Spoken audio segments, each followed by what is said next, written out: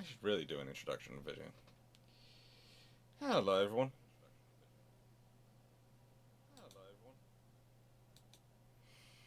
So, today we are back in Ultimate Admiral Dreadnoughts. We're back in the campaign.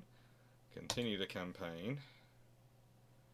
We've only got one campaign running because I'm not really that big a fan of campaigns, but I find campaign quite a good thing for discussing naval history with people and talking about why my world is different than your world. Or rather, my world is different than the historical world. What changes I have made. So, let's see. Oh, I have a feeling today's brew ships is going to end up being a questions till the brew runs out one. So yeah, hello everyone. How are we doing? Now I haven't done this in a while, so in fact there was a birthday bonanza between now and then. So let me just catch up on what I'm doing. Who am I at war with at the moment? I'm at war with the French. Oh. I'm sorry, France, this is not going to go well for you. That's just two submarines versus them. And that's attack tonnage. Attack tonnage. You needed tonnage. Chance to succeed. And I've got lots of tonnage coming from all over places. Oh, this is not good. Two light cruisers versus a heavy cruiser and what are the light cruisers? Brisk, which has 8 6-inch guns, and Carolina Chester class. Oh, that's not good. That's not good for them at all. That's got 7.3-inch guns, so that could theoretically cause me a lot of trouble.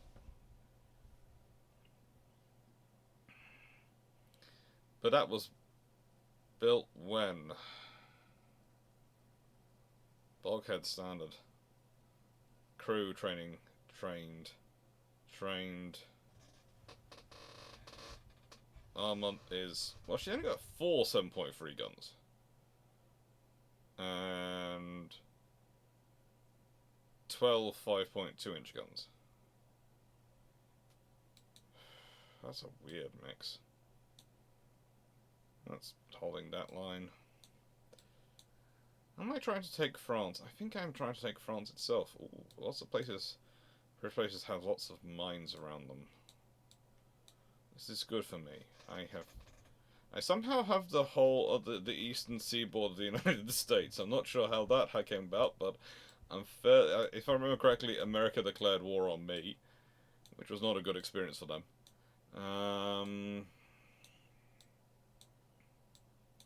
Oh, I'm down in the Falkland Islands. Still down there. I've got some light cruisers down there. 0 crew, though. That's not necessarily that good. I need to get some crew around places. Obviously, I'm shortage of crew. Okay, they're all doing vaguely okay. There's 2 light cruisers and 2 submarines with crew over here.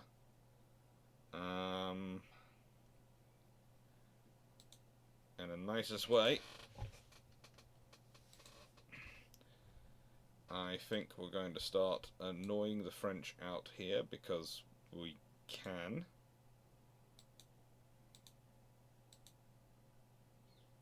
Oh, they are very modern looking light cruisers. Okay, well that's useful. I'd forgotten they were that modern looking light cruisers. I thought they were Chester class. And mostly out here, I think the army's doing their duty. Forget me, I would not want to be the French in Thailand right now. They've got themselves surrounded and I've got a lot of the territories around them. Obviously I had a war with China. Oh, of course! I now remember. I took out Russia! I took out Russia in this one. Yes, they decided to attack me far too often. The Chinese have taken over a fair chunk of Russia as well. That's good for them.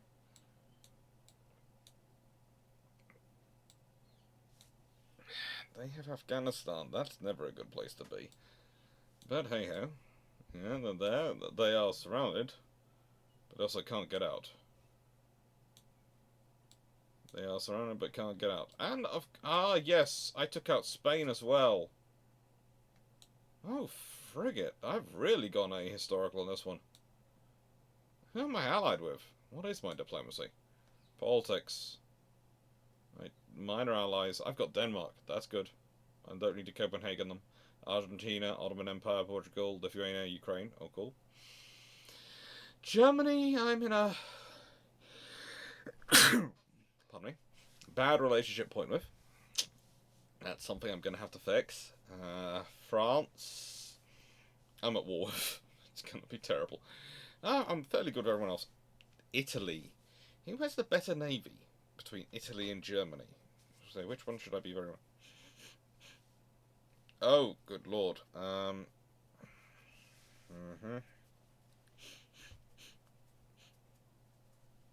I think I go with Germany just because I can, and because they look slightly better. They have more ships than Italy does.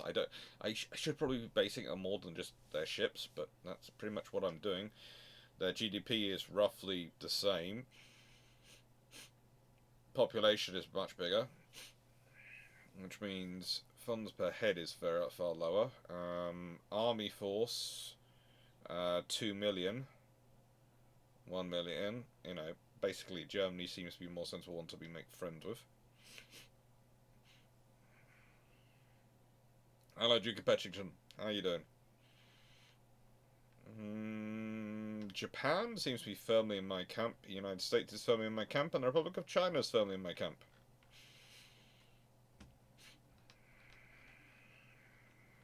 Good.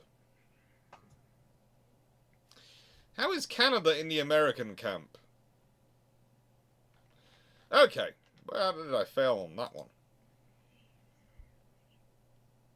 Shipbuilding capacity is currently mahusively oversubscribed. Oh, frigate. I remember this one. Yes, everyone keeps ordering ships from me, and I just keep building lots of ships and not bothering. Yeah, I need to do something about that. I want boilers. I want them quickly. Internal protection, turret mechanisms. Ooh, yeah. Ooh, yeah. Turret mechanisms, definitely, and internal protections are going to be my focus for this one to get this through. Ship design, I've got fairly good ships, I think. The Hedgehog's still going around, but also I have the Hood on the construction. And if I remember correctly, that's got a top speed of 30 knots. It has 20 inches of armor. And 9 16.5-inch guns. Okay. Good luck anyone fighting that. Oh, yeah. And 27 6-inch guns. Holy guacamole. Yeah. Let's see what the bulwark looks like. Oh! Basically the same as the Hood, but can do 34 knots. Okay, so that's what explains what I've skipped from battle cruisers to fast battleships, have I? And that's got 9 15-inch guns. Okay, alright. This'll do. This'll do. The boom didn't work. I don't know.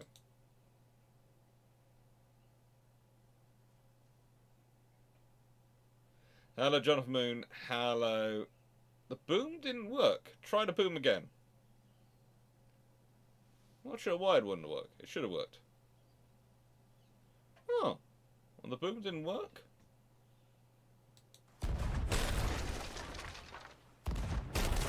Oh, it does work. You notice I made... I keep getting sent messages which basically tell me off for having that in no way costing anything. Fleet. Let's go check on my fleet. Anson is in Macarebio. Yeah, let's go with year of construction. Anson is a battleship armed with 13.5-inch guns. It's Hedgehog 2. It's Macaribo.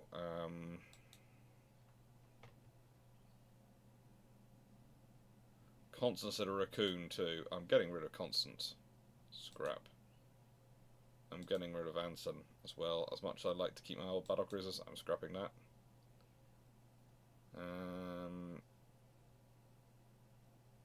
That's still in a hedgehog configuration. Scrap.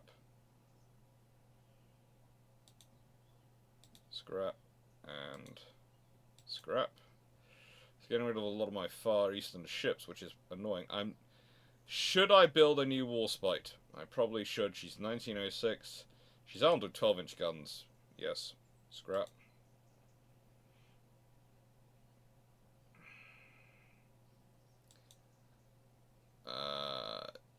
Yes, 12-inch guns. Scrap. Vanguard, I want a new one of those. Scrap.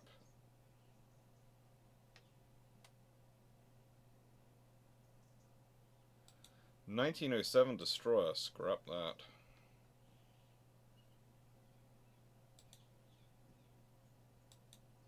Which class destroyer? If I can build better one than them, I want to be building them now.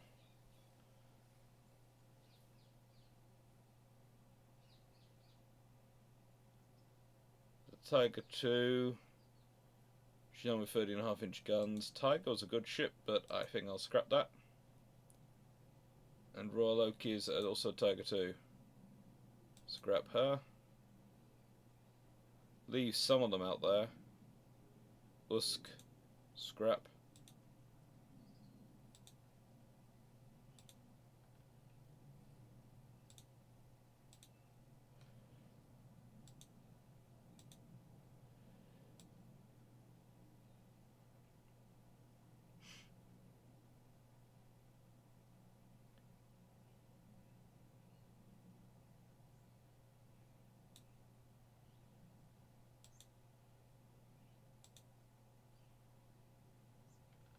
So the battleship's all okay.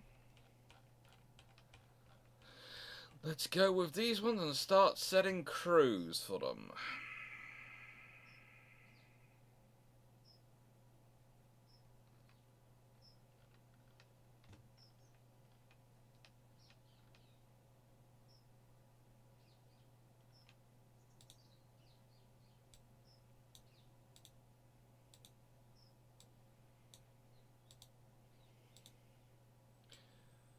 Shall we? Oh. It now did. That's good. That's good, it's working now.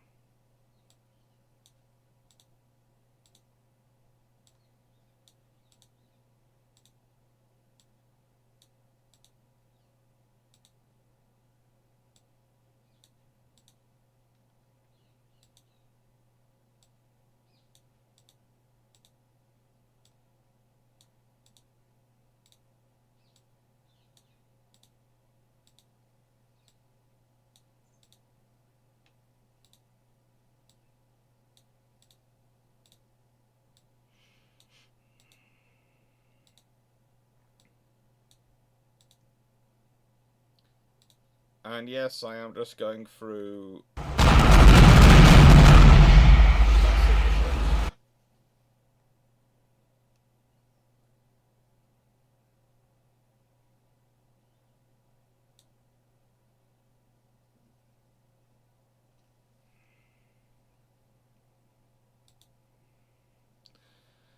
Okay, Manchester and Malacca will now have low crew.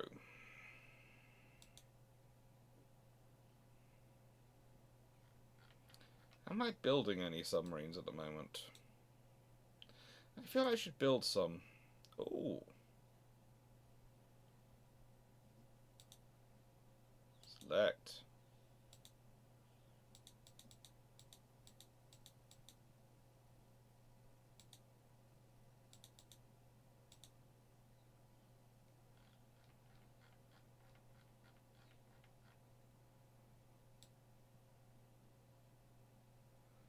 We'll build a load of mine-laying submarines.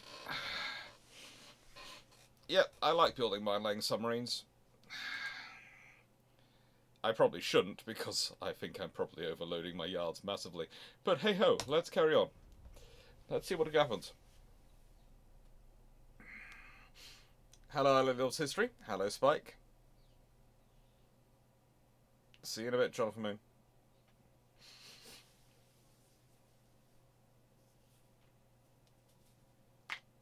Yes, it's nice when the sound alerts destroy your ears. Ah, the Germans are fighting the Italians. This is good for me.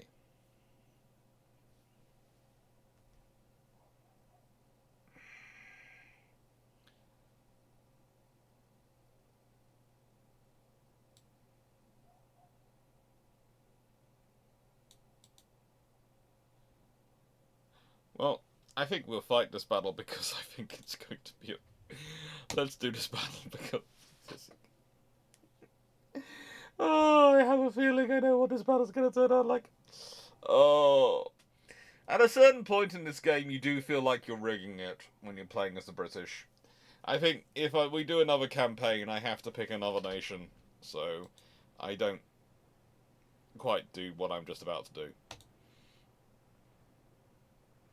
I can do 29 for... All the ones which can do 20... Okay, Caesar.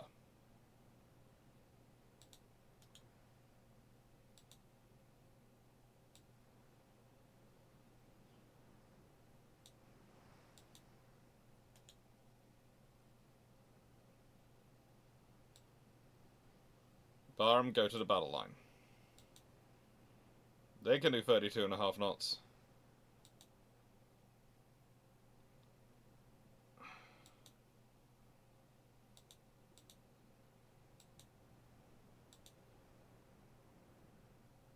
You go off on your own.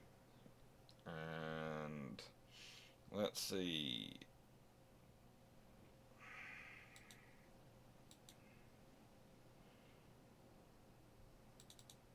Right, and Ramillies.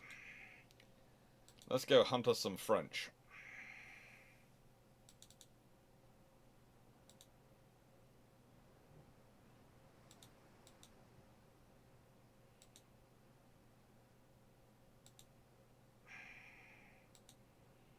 We have 4 light cruisers screening.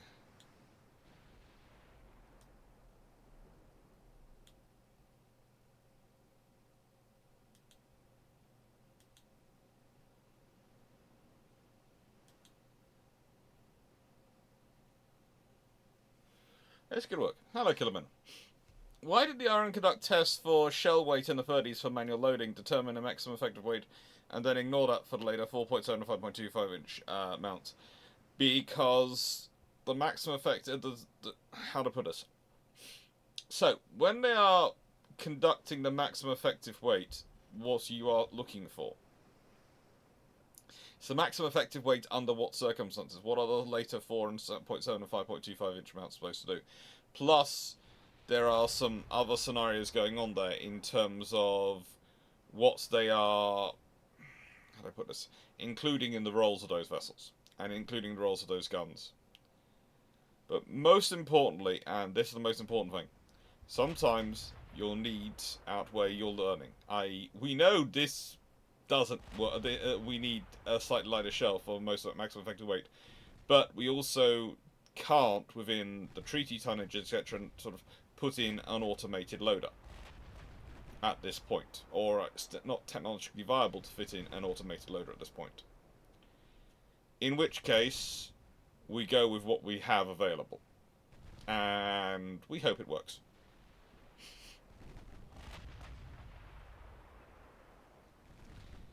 Oh, it did have fun impacts on them, but it was also, to an extent... let's go have a look at this French vessel. Oh. I feel kind of nasty at this point. When I say I feel kind of nasty, I'm not nasty to the point at which I'm not going to carry on doing it, but I just, feel like, this is a bit cruel. Well, I'm not quite sure, but basically, yeah, they're just they're bullying something.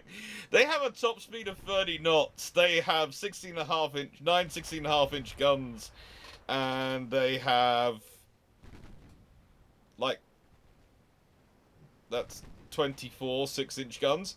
I'm not sure these are called Nelsons. 18.5 inches of armor. That's the French Navy. The French have picked a war with me.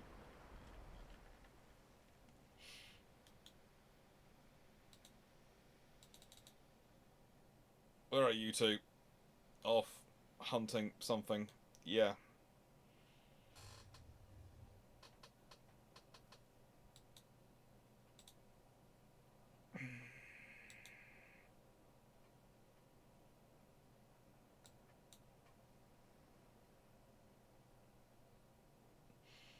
So, I'm fairly sure that's dead. Yes, that's sinking. Where is their destroyer? They had a destroyer out here with it. It was even low on fuel.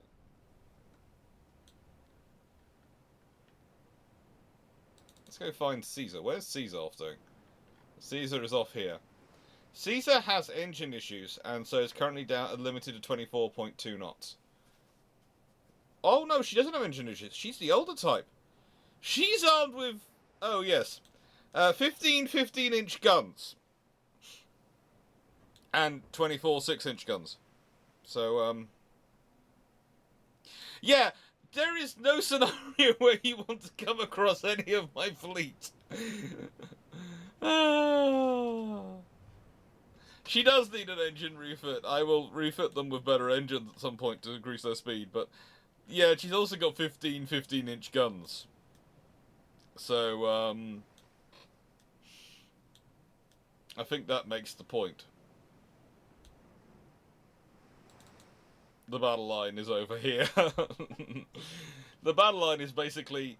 These are ships which, if they turned up in World War II, would have made all the other navies go, what the frigate happened to the Royal Navy? 16.5-inch guns, yeah.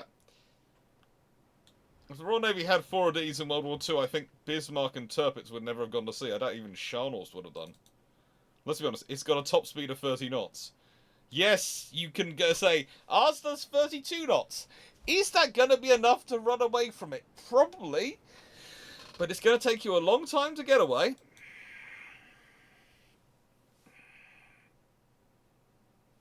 Yeah, let's end the battle. I think we've won this one.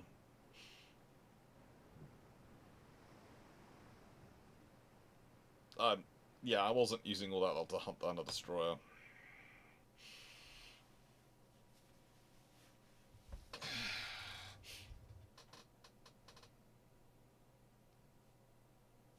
I will see. When we do our next... when this campaign is over, we will consider what our next campaign is going to be, and I will consider what the options are. There was part of me considering picking one of the really small nations, if it's possible.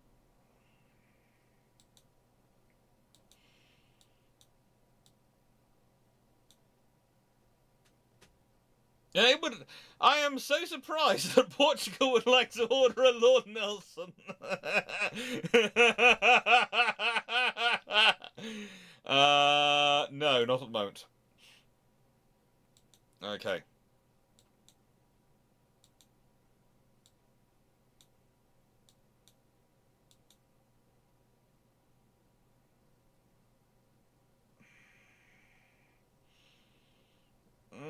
Nice well at the moment. Yeah. I'll let them buy the light cruisers, which I'm not using, because I just built a huge number of light cruisers, and frankly, I'm going to build a huge number more probably at some point. It's a Dido, which has 8 6-inch guns, versus La Prusse, which has... Oh, let's fight this battle.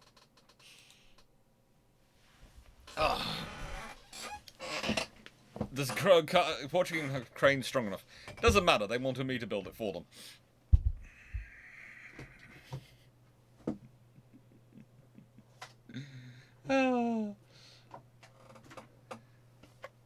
I think the hardest of Russia and its industry in the beginning is terrible. Yes, its industry is terrible. Well, you see, someone in France decided that a battleship, because it's still called a battleship, is a battleship. And therefore, their battleships could match in against my battleships. At some point, I'm going to point out to them that I have a 1950s era 1920s fleet. And, yeah, this is the light cruiser. My light cruiser, their light cruiser. They're both light cruisers. Which would you prefer to be in?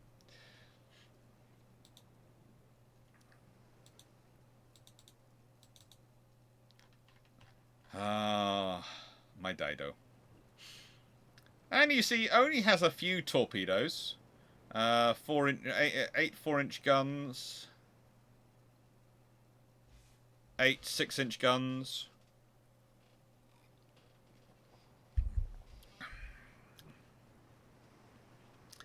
And that's like 3 quad torpedo launchers either side. So, yeah.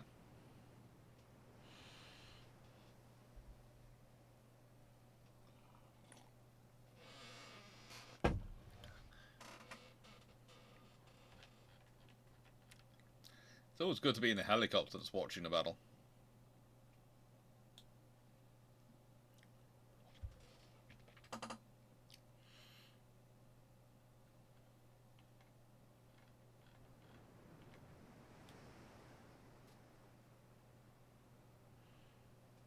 We are doing as fast as we can.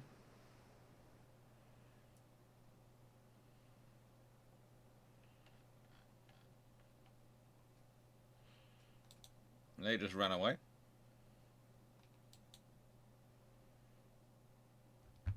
That was annoying.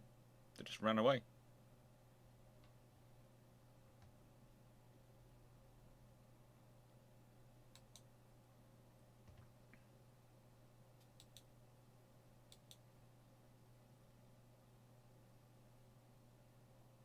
Thank you.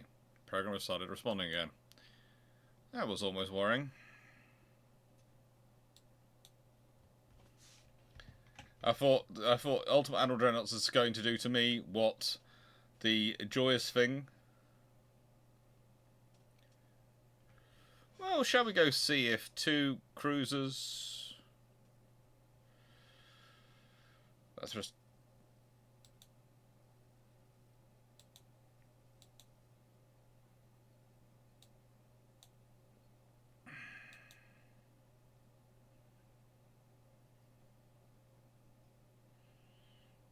Chance to succeed 47%. Well, let's see if we can't increase that chances at all.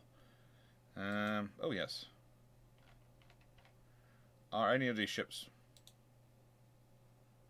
This is horrendously oversubscribed. Damage. They're all being repaired. Oh. Those submarines.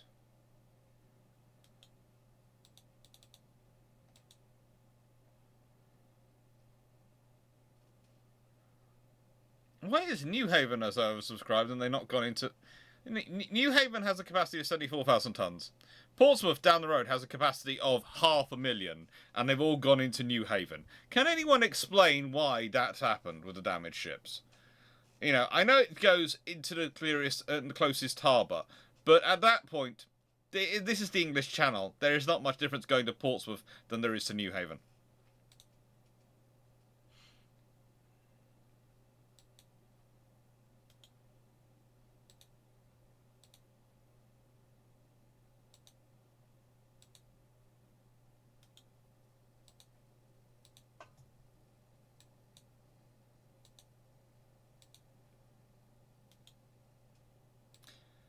Glory.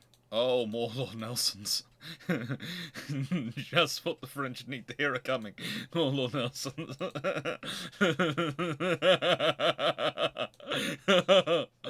Oh, God. It comes to something when even I'm starting to feel bad. Oh, I have battleships. More of them. Oh. Yeah.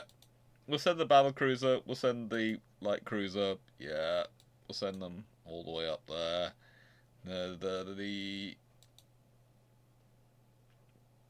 They're being repaired. They're repaired. Yay.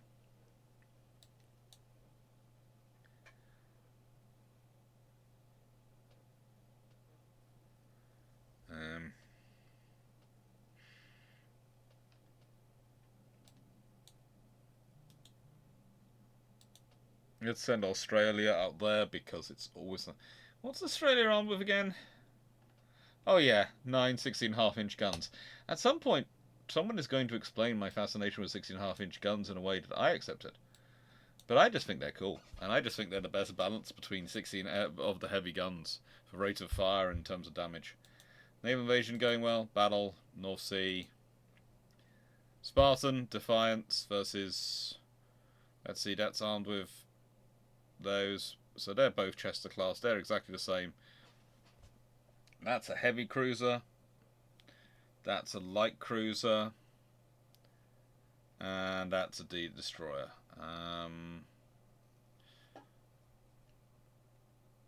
Let's fight the battle.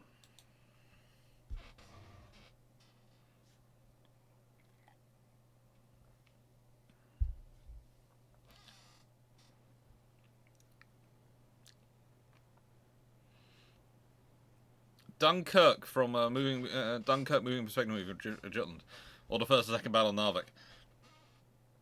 I'd love to see a proper movie done of Narvik.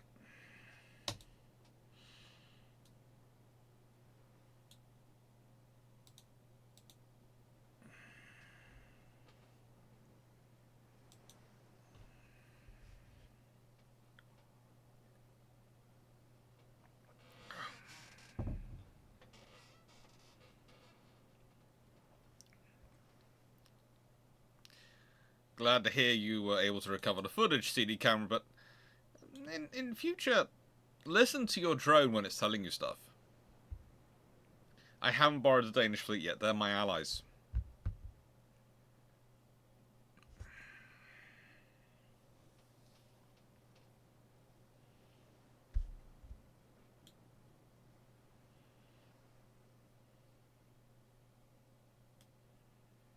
So let's see.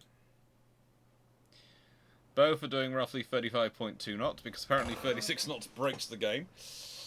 I should aim for 38 knot ships.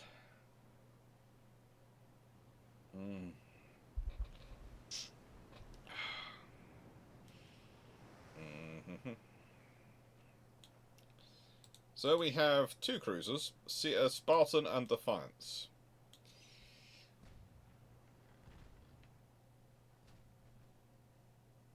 Ah, we spotted the heavy cruiser.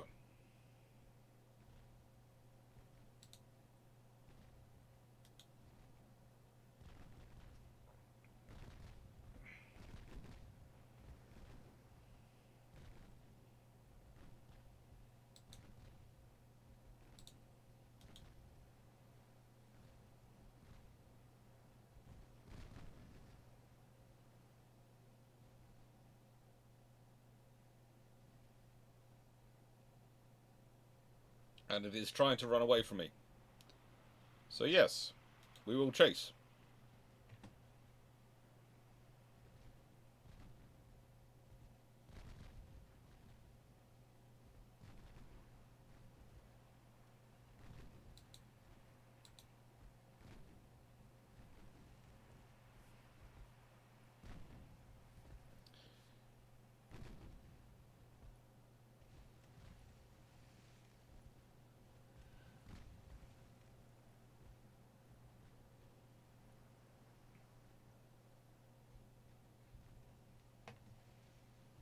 I think, gentlemen, what we will do is we will go straight up the middle of the French force. This is going to be... This will either work brilliantly and absolutely annihilate them, or...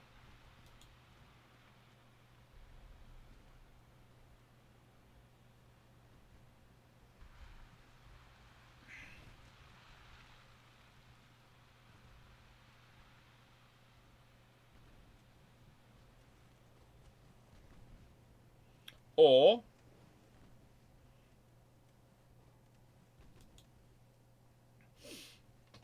it will get ourselves sunk. But at the moment, it appears to be not doing the latter. Not sure how Defense is doing. Defiance appears to be fine. Spartan is just going straight through. Spartan is living up to the PR representation of the Spartans, rather than the real the real history of the Spartans.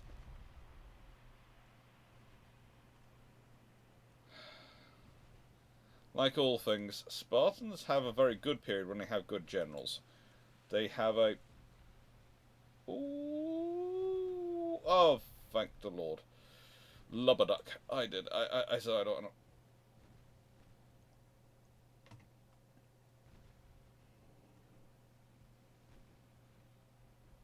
Yeah, light cruiser sunking. Now, let's chase down the destroyer, because the destroyer is the thing that can outrun us. The heavy cruiser isn't going anywhere. The heavy cruiser has a top speed of, like... Oh, we've already taken out its engine. Okay, the heavy cruiser had a top speed of 18 knots before we took out its engine. Now it's... now in the nicest way, it's not going anywhere.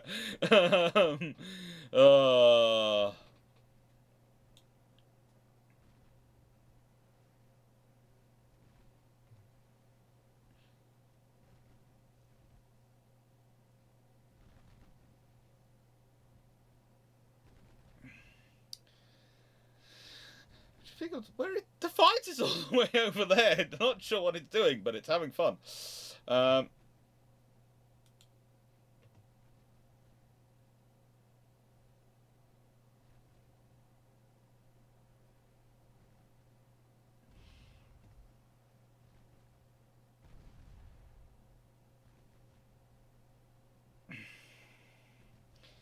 I don't think the destroyer is going to be going anywhere.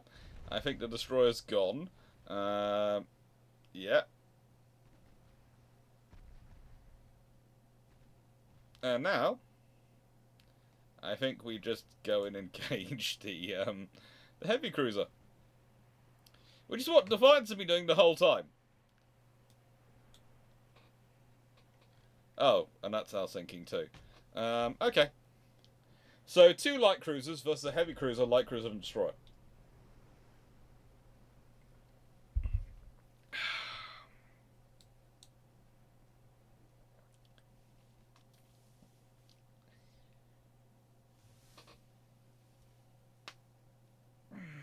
If I do actually invade and take over northern France, at this point I will be considering this basically a world domination match.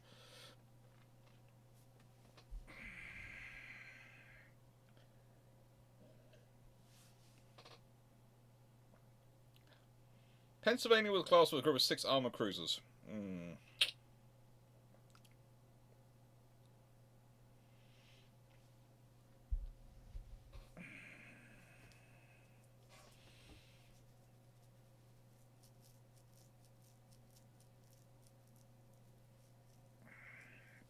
They were good ships.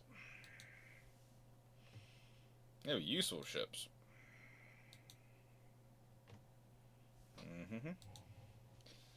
How does this battle again? It's Dublin this time, which is, again, another Chester class. I have a lot of Chester class wandering around. And... oh, let's fight this battle.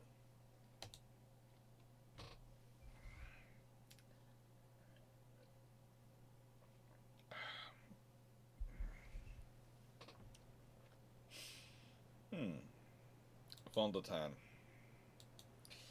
And anyone who's been watching my videos about the various key ships on the German battlecruisers will probably know the reason why the German ships had the armour. Now let's go see if we can find...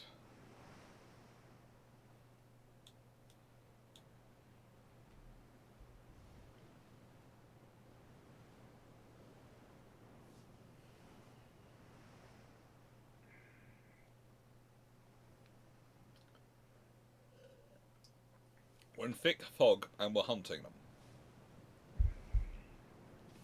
It's a good time to be us. It's a good time.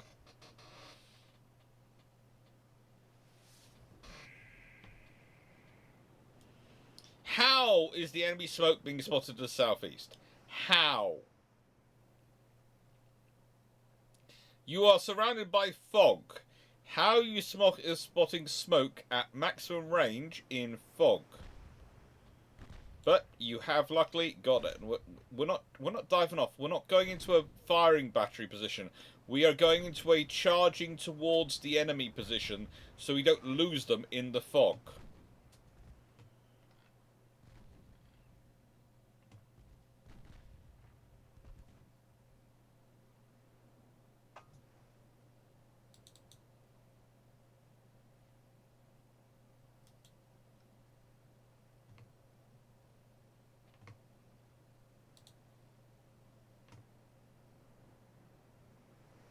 See, this is why you don't do the diving off, because you can lose them then. And they are somewhere out there, heading towards their roughly last known position.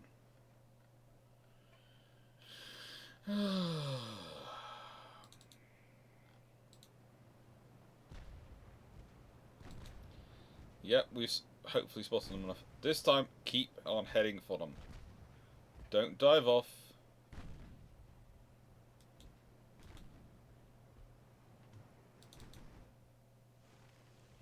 Yeah, they are literally just running for it, which is good for them.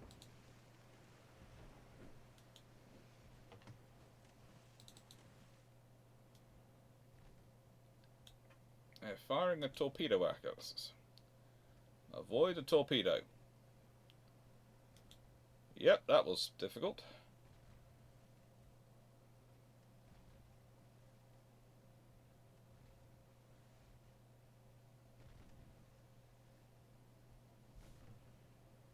We're coming up fairly quickly on them.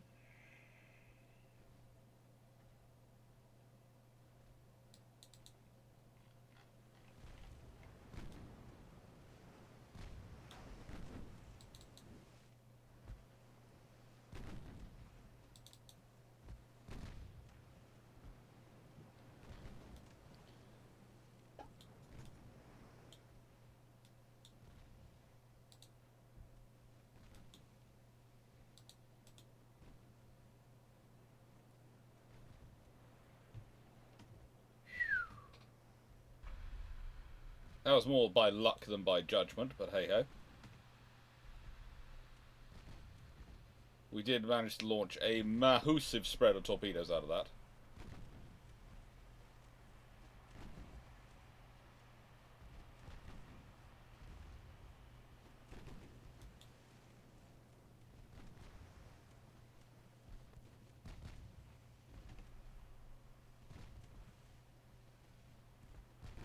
Which is always helpful. And a large spread of torpedoes is always helpful.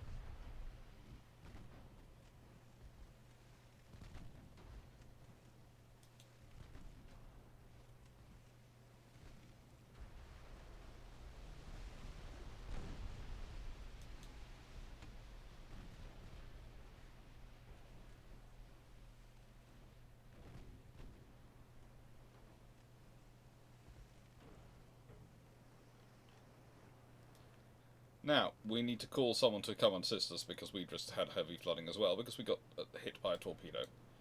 That shouldn't be too much of a problem.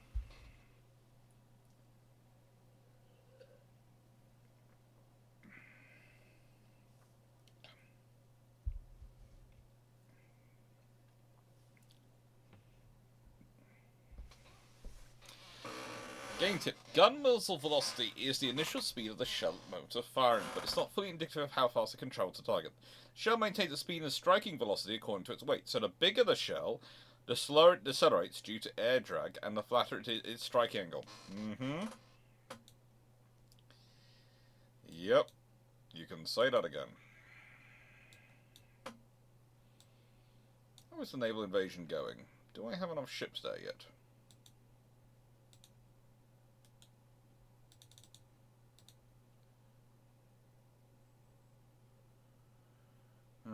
I'm hoping I will have slightly more than a 50% chance to succeed soon.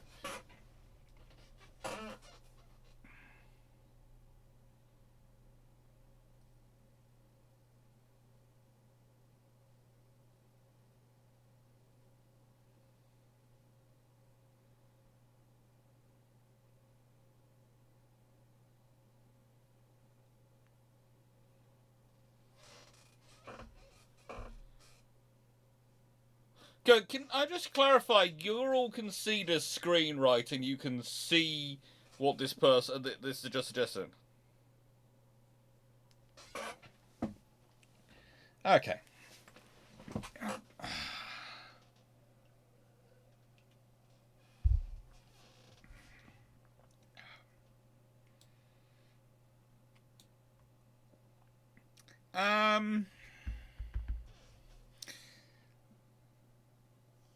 It's not an even.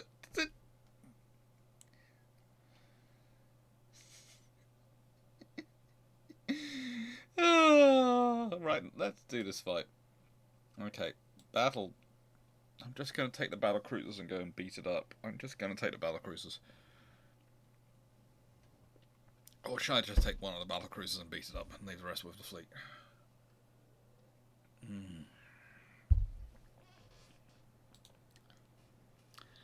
Okay.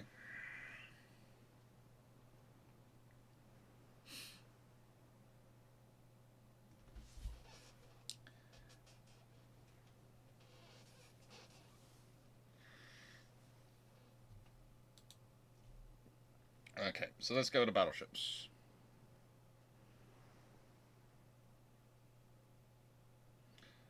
So, we will first of all take out, I don't know, bores it all. That's the battle cruisers.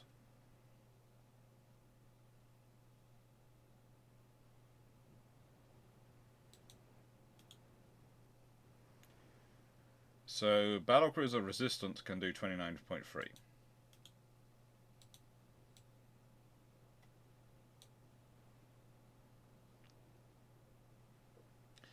Then we have the battle line. They can all roughly do... Hang on. Conqueror.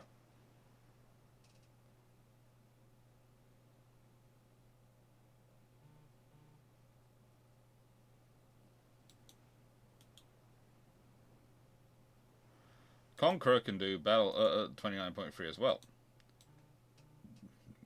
So you're going in there.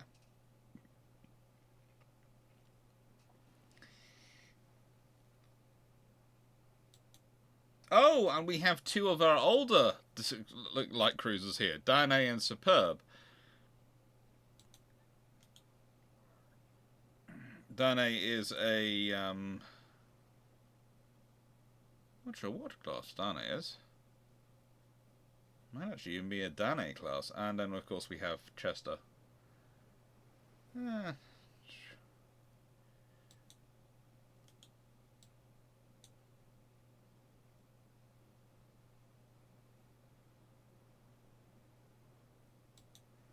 Producer is a Chester.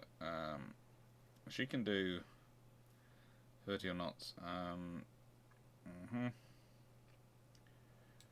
So you're going to go up to here.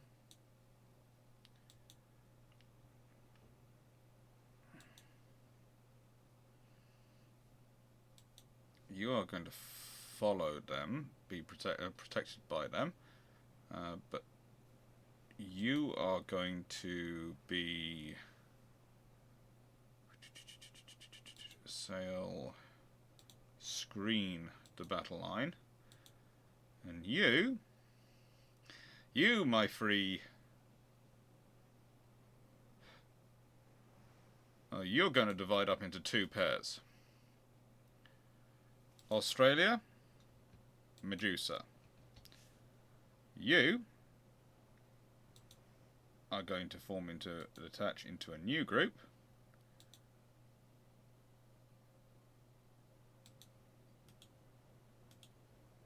Okay.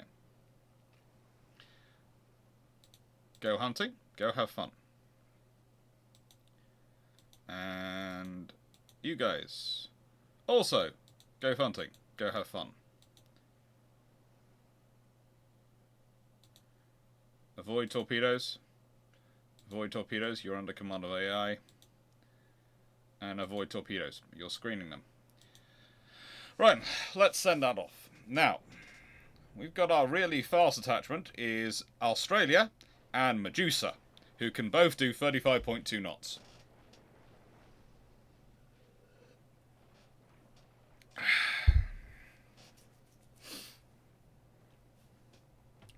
Most modern guns, in terms of Western nations, are singles. But, saying that, there are a few older versions going around which are twins, and I have seen some interesting mock-ups of 57 and 76mm which are twinned. I would say the Otto Malera 76 Super Rapide in a twin mount is, considering the rate of fire and the sheer range of shells it can put out, it would probably for most ships be an air defense. It would be an air defense bonus that, frankly, could be the answer to many of our problems. But I haven't seen an actual version of it constructed.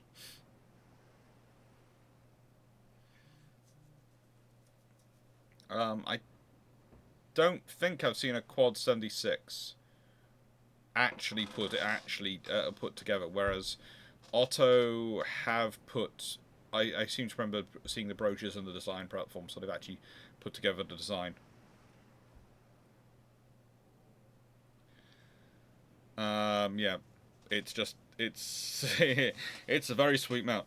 I was actually seeing an interesting comment on my YouTube channel the other day about an improved close-in weapon system for the Queen Elizabeth class. And apart from sitting there looking at the missiles going, you do understand the reason why we don't put missiles on carriers. In nicest way, if you can avoid it, if you're a small nation, you don't because of the complexity. The Americans get away with it by mounting them on sponsons below the flight deck level, and it works with their systems. You have to build a very big carrier though to make that work.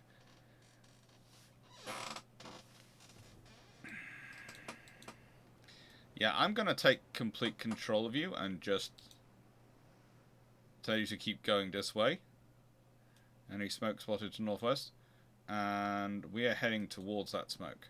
And I'm taking AI control off because I can see the smoke and I'm heading towards it. At maximum speed. You in line with me? Okay, we have Medusa as backup. I'm really not sure why we need any backup, considering we are HMS Australia and we have 9 16.5-inch guns, but we have backup. I don't want CRAMs. You see, Killer Ben, I can see the point you're making with the CRAMs. They're lovely, but then you have to support and hold a whole extra logistics system. So you either get CRAMs and replace Phalanx across the fleet with CRAM, in which case it works, but you've added in a whole nother missile chain, a whole nother logistics, a whole nother training system, which is expensive to afford, or you don't. So the only missile system theoretically we could fit to the carriers would be Sea Scepter. Okay? I can see the advantages for it, and I'd be happy to do it. And Sea Scepter would be viable, but I would first concentrate on upgrading the guns and upgrading the close-in weapon system. And frankly, I think Phalanx needs to have an upgraded gun. I don't think 20mm offers enough kick at enough range nowadays for the weapon systems we're dealing with. But I think more importantly than all of that, you need to start thinking through exactly what you want these guns to be able to engage and what you want these systems to do. Gun systems to me still represent the best bang for the buck in terms of volume of fire you're capable to carry and put out.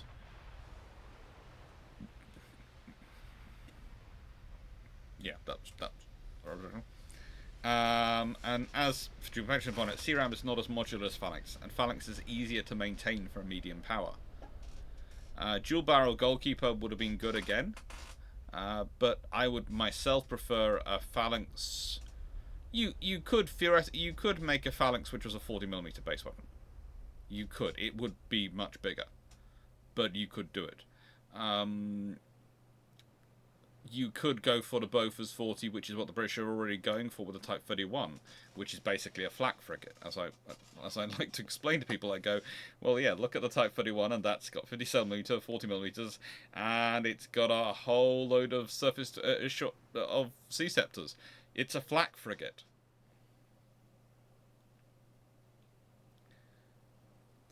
I cannot again. The trouble is, Killerben, when you sort of talk about the fewer than expected Type 45s, and I agree. But the thing is, you're basically saying, right then, we haven't got enough long-range and medium-range air defense missiles, so we're going to give ourselves a lot more last-ditch defense weapons. That doesn't really work. That's not an equivalency that actually works out or draws up. that's basically going, right then, so I haven't got enough archers, so what I'm going to do is I'm going to give all my troops some nice wrist gauntlets to protect their wrists. That's, yeah, the wrist gauntlets give you some extra measure of protection. They do really help. They don't really replace the archers, though. And that's the problem when we start sort of going through, going, right, we haven't got enough. The thing that give you enough Type 45s is having enough Type 45s, enough Type 83s. And that's what replaces it.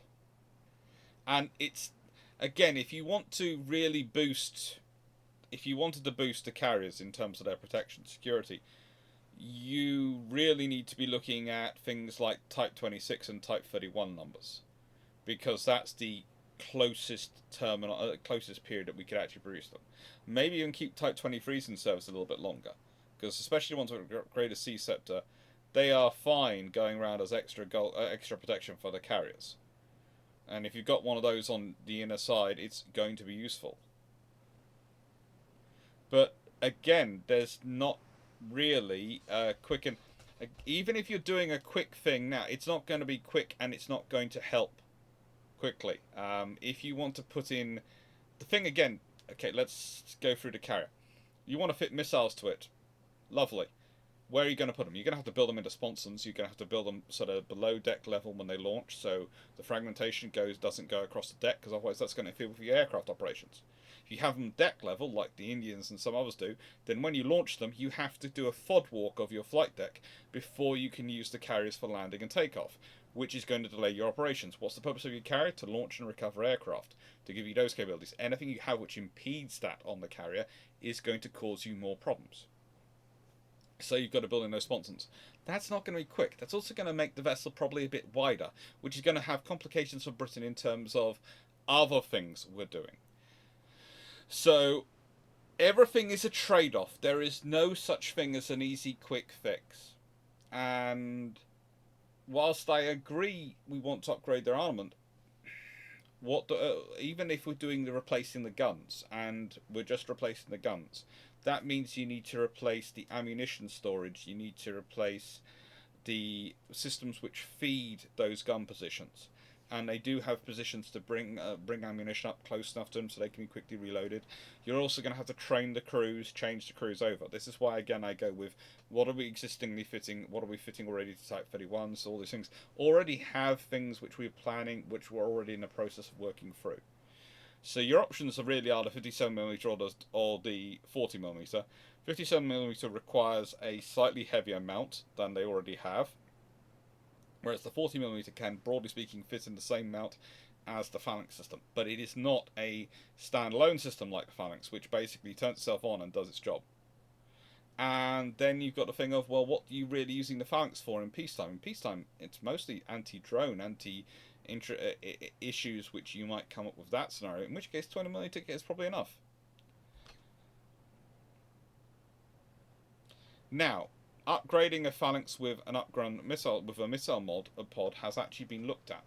There have been ideas putting missile pods on 40mm and on 30mm cannon, etc. All these things do looked into, and they are good ideas. It's just actually following through on it. And I think it was, what was it, the 30mm cannon missile upgrade program was looked at and has done a lot of work. The British have done all sorts of stuff produced on it, on just been come out on the Navy website, etc. It just hasn't been implemented. It would be a really easy upgrade to improve the firepower and capabilities of the OPVs, to give them a slightly stronger self-defense capability, especially in the face of high threat zones such as the Gulf, etc.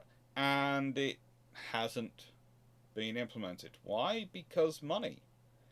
And ultimately, that is the big thing. If you want to do these things, you've got to secure extra funding in government, and which means you've got to make defence and defence spending far more part of the general political discussions. And the trouble is that it's too often too quickly brushed aside with, well, we've got this thing we need to do right now and this emergency. And a lot of the defence spending, a lot of big problems which you have with defence, etc., is it's a lot of long lead items, long-term items, and they get overridden by short-term panics. I would argue that's caused a lot of trouble. The Starstreak missile launch, yes, I think there was a look into all sorts of various systems for fitting on the 30mm cannon.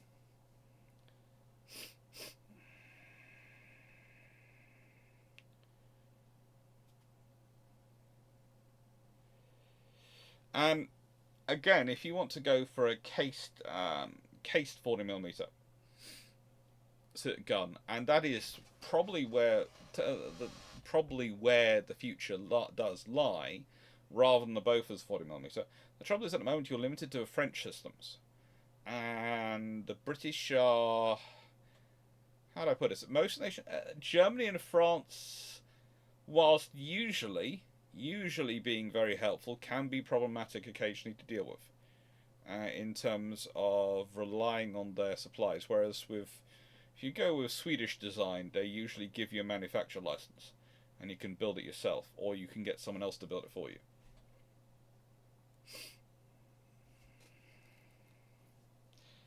The tank program is absurd. Okay, so we have the Emperor of India, Russell, or Audacious, Bembo, King Alfred. Even an Agincourt here, and they are versus. Oh. Fight the battle. There is no way this battle goes any way other than a victory for me.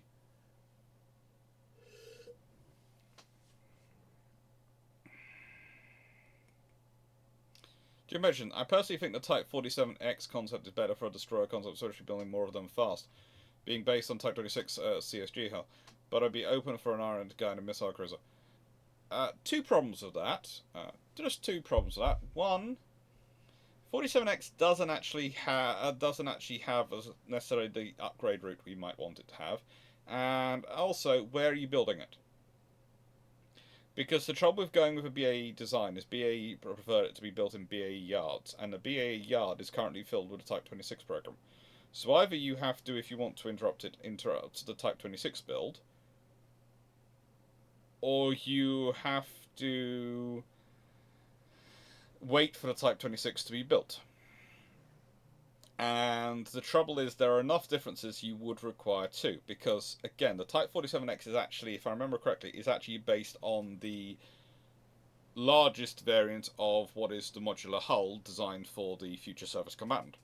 So, if you remember correctly, there are three hulls designed. There's the small hull, the medium hull, and the large hull.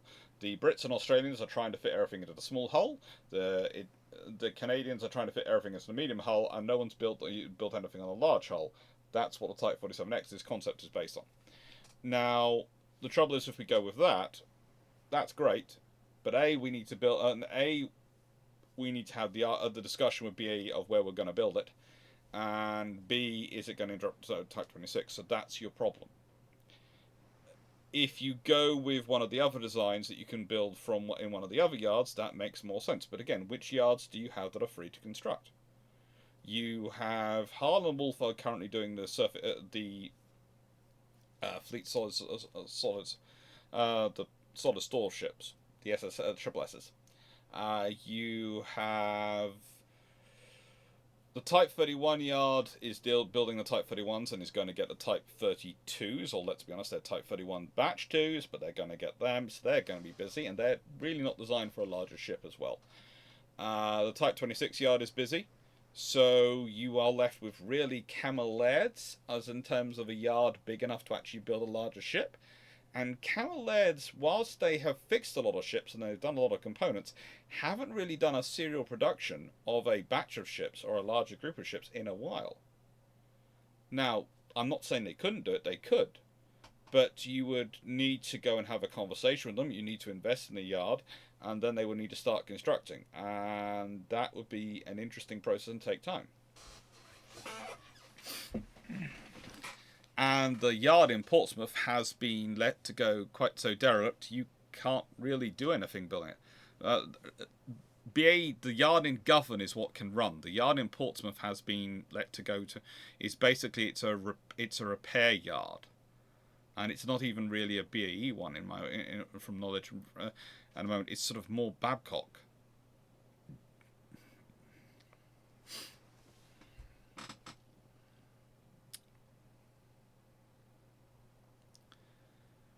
And let's start this battle. Pause, everyone, because why is Emperor of India leading the battle line? They can do 32.2 knots. They can do Agincourt.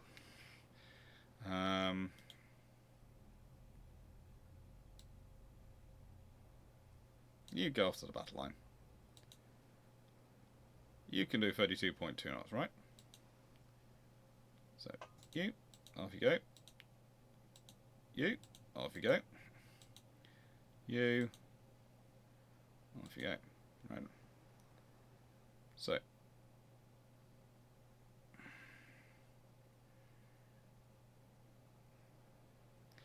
I have a load of destroyers here.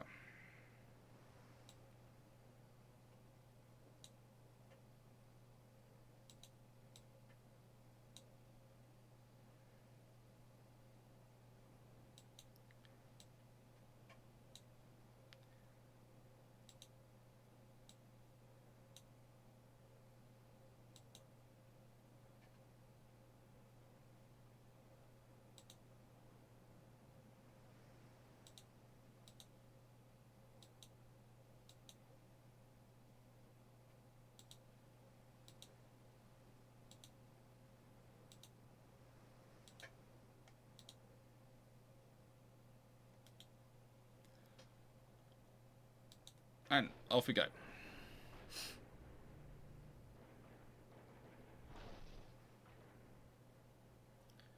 And Britain doesn't build abroad. In the nicest way, the last time we built abroad were the tankers, and they're very good tankers, they're very useful tankers. But it caused so many political issues in the UK and so many problems in Scotland especially, that it just isn't possible to do it again. And that is also one of the big political problems you have in the UK. If you build anywhere other than Scotland, the Scottish nationalists go very upset, but they also don't like Britain building in Scotland because they worry it's militarising Scotland. So it gets interesting. The SNP are fun. They are a very broad church, and the Scottish parts of my family have interesting times with them. But it's Portsmouth. There are lots of these yards which could. There's also the fact that we have quite a lot of facilities turned over for submarines and submarine support, and we do need those facilities. You are dealing with a legacy of the winding down of construction from the 1970s onwards, and the fact that Britain has gone from yards which used to always be able to guarantee getting a couple of builds, enough construction that they could keep themselves open and justify keeping investing in infrastructure, to yards which have had nothing being built in them, and so couldn't justify anything.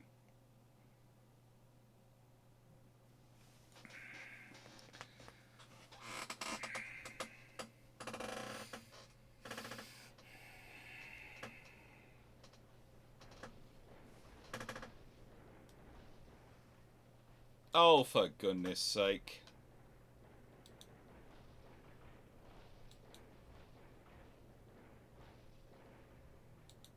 You free. Okay. You have Devonshire in your number? Okay. You free with Russell in your number. This way.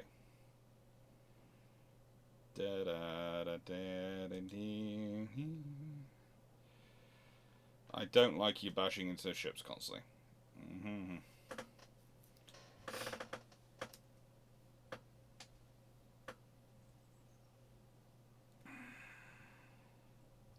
Oh no. Leslie, Spike. We're nowhere near the 1930s. In the 1930s, we were in a far, far better place. There were far more yards around in the 1930s. I mean, there were. The problem in the 1930s wasn't the yards, it was armor production. It's one of the things. It's not the yards that have gone. There were a few yards which have gone, but not enough that have caused a massive problem for the British. No, it's the big problem is that the lack of how do I put this politely, the lack of armor production in the 1930s. That's what happened because you stopped the battleships being built. so no one was building enough armor. And despite all the plate bought for the county class and various other things, there wasn't enough armor bought to enough armor able to be justified being bought to keep that infrastructure going.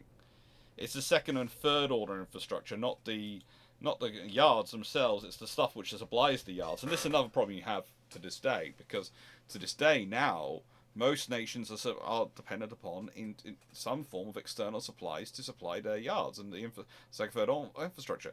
If you're talking about Britain, well, it's a very nice thing that certain nations are starting to join NATO, because that means the steel that we often use for our ships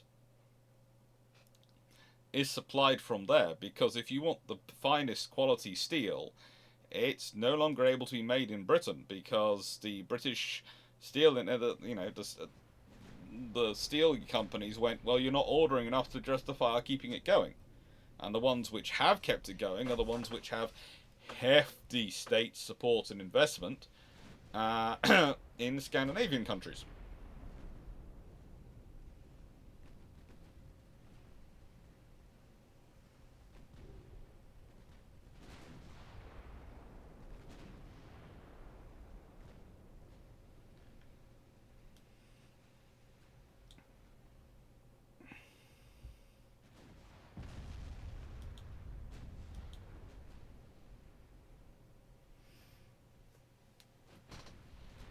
No, no, it's a case of, and spike to spike, it's a case. The reason I'm shooting it down like I am is because we passed the 1930s point in about the 1970s.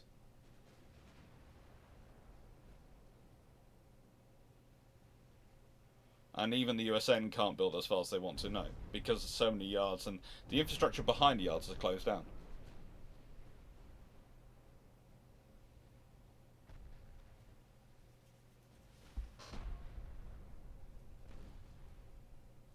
Do you imagine all yards should be multi-purpose? That's a nice idea, but again, you have to make sure those yards are available. And if we consider the yards being multi-purpose, Britain has one yard which has one dry dock which is suitable for the aircraft carriers to go into. That yard can't be multi-purpose.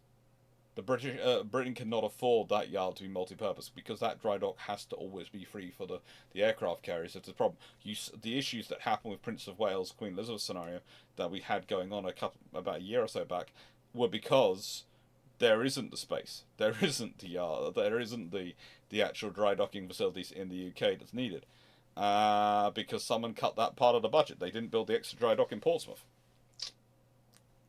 So this is the problem. It's in a perfect world. Yes, all the yards would be multi-purpose as they were in the 1920s and 30s. Oh, but of course in the 1920s and 30s there were also the royal dockyards. And why were there the royal dockyards? Because it was a good way of keeping people honest. There have been a lot of discussions recently on my channel. Someone's been reading some thesis about the well, there's a good case made that there was some collusion at the beginning of World War II to try and drive up prices and take longer building ships in order for the yards to earn money. The trouble is that causes the problem that comes in is usually you sit there and go, well, hang on, where's the problems coming from? And the problems in the problems in the manufacture of the ships, etc., are not coming from the shipyards. The shipyards are not the ones taking the time. It's the infrastructure behind the shipyards.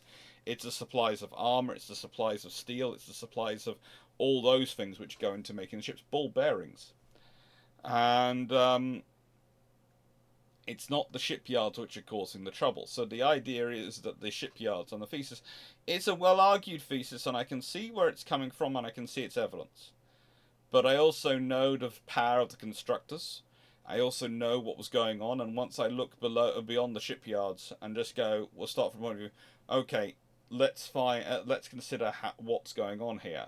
All the shipyards are scrambling for things, and if you give a good example, a good recent example, in the whole thing of COVID, the supply chain of PPE for hospitals for everyone fell apart because it was operating on the consistency it had always operated on, and suddenly it needed more was needed, and it was needed to all be to the higher specifications, etc.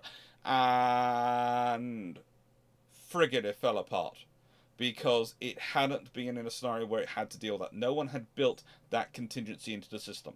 And the trouble with the 1920s and 30s is not enough construction is going through to allow the contingency to be maintained in the system that Britain had maintained with its own construction in the 1900s and 1910s, which is why World War One, you don't see any of these problems really in terms of rapid turnaround of construction, because there is the sufficient contingency and depth of contingency in the various layers of infrastructure which support the yards. World War Two, it's very easy to blame the yards, but you also have to look at the supplies going into the yards and where they're getting supplies from and how they're affected and where X comes from, where Y comes from. In some cases, we are actually at the end of beginning of World War Two, we are in the process of doing re-onshoring capabilities which have been offshored by the realities of the 1920s and 30s. And we are caught on a hop. So whilst in theory you go, well, hang on, there's this factory here that should be supplying this. You go and look at that factory and you go, they'd only been set up in 1939. They've got all their components. They're not going to be anywhere near peak production capability for at least 2 years. And you watch their production capability, it goes up. And it reaches that level. And then you no longer have that as a backlog after they've worked through the backlog. But that's the whole big problem for the British.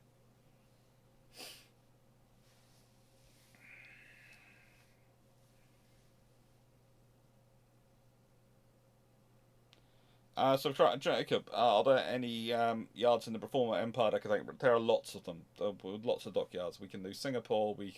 We've got one in the Middle East as well. We're working with. There's a few, but the trouble is they're not close to the UK if we want to do maintenance and construction. Steel industry is modernising, yes, but it's not modernising to the level to take those really. Trouble is, steel now is not just steel. Okay, that sounds really weird, but you're talking about specific alloys of steel. And is the British steel industry is modernising, but is it modernising to produce the steel which you need for those types of for warship hulls? And you look at it and go, no, it's not. It's modernising to produce the steel that's needed for cars, for construction in buildings, for other things which there is a lot of demand for in the UK, and there's a lot more consistent demand for, and there's a lot of export demand for, and so it's very profitable to go into those areas. There's not enough demand in the warship steel to maintain British or for some of the steels for British construction. And that you would need to have more ships going through, and you need to have some form of government subsidy to keep it going. And this is coming from someone who doesn't like government subsidy because it distorts things and it causes problems. But sometimes it's necessary.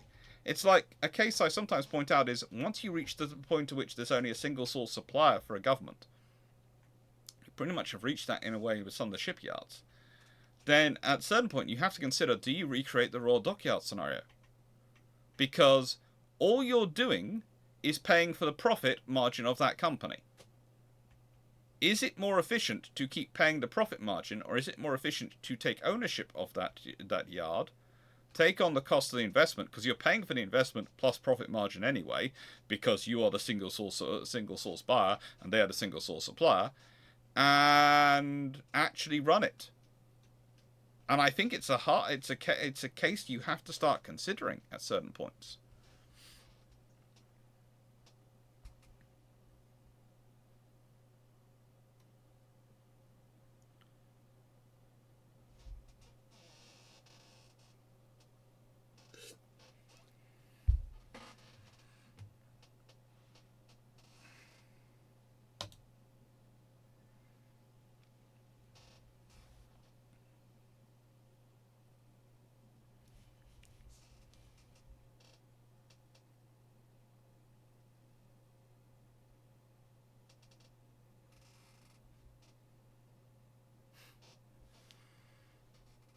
Even the Americans have this trouble. Infrastructure-wise, they have problems. Because where are the facilities to support their carriers? You start going through the yards. Where do they have those yards?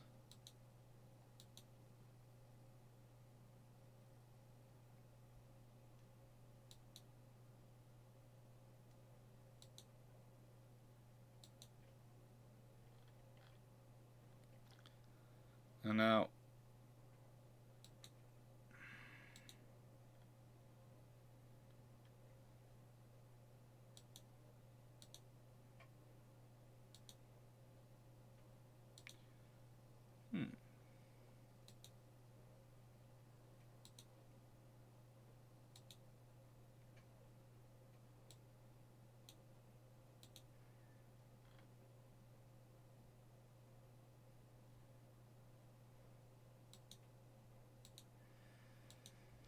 So, this is the reality we increasingly find ourselves dealing with. We increasingly find ourselves dealing with a world where we just don't have that capability.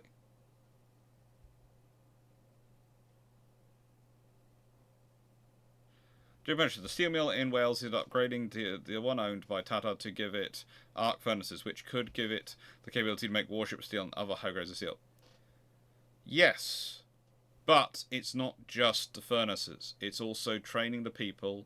It's also making sure you have the right materials and the right systems to source it. And the right alloys and the right mixtures. And the same furnaces can be used for things which are far more profitable for Tata. So... I don't see it happening. Not unless there's a lot more construction in the UK and there's a concerted pressure by the government that it has to be.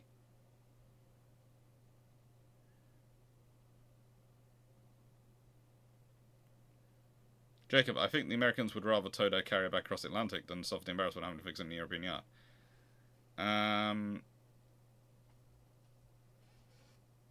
Possibly.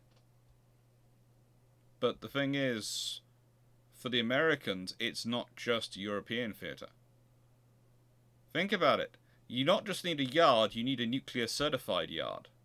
You don't just need a dry dock big enough to take the carrier, you need a nuclear certified dry dock.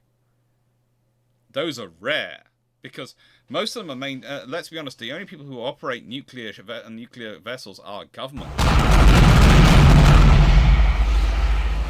Hello, Guardsman 14.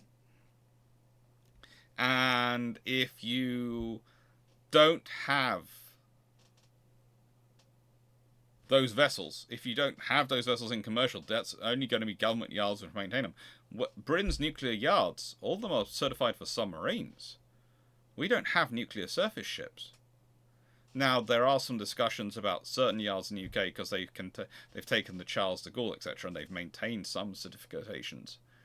And the French have some yards, but those yards aren't big enough for the American carriers because they have a nuclear carrier.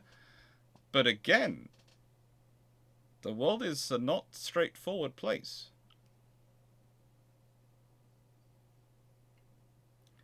Gilman, isn't Big E still... I think she is causing issues, yes. Not in a bad way, but in a, yes, there are issues kind of way.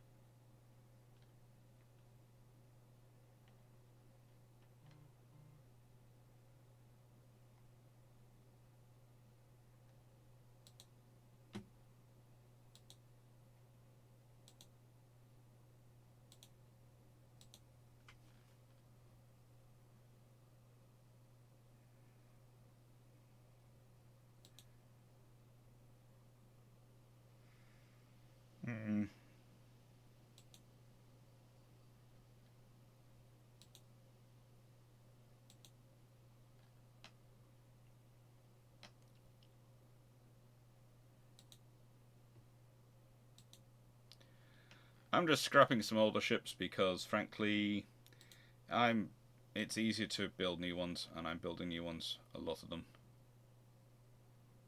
Let's see, that's 24 knots, 15. Scrap.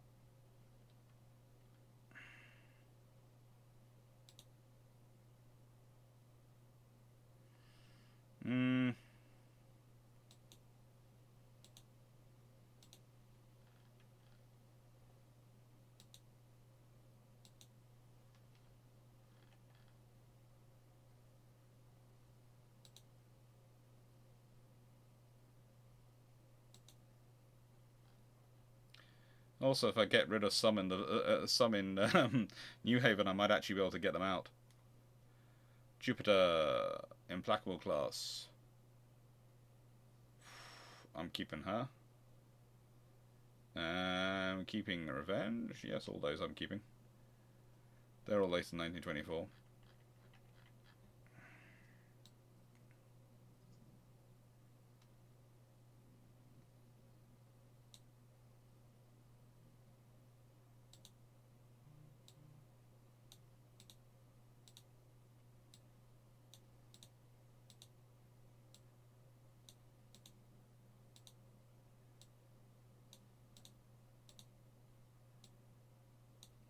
We're just churning out light cruisers at this point.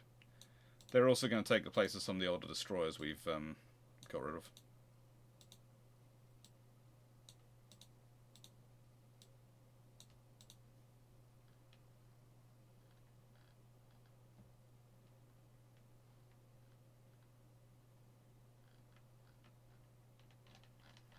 And now I should have no more mothballed ships.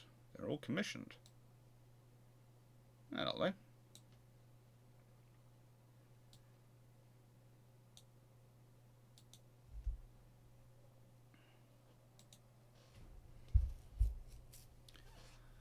What to take the nuclear out the crew? Because those can be flown in, or does it take an empty blast circle? It takes a lot of things to be certified for nuclear.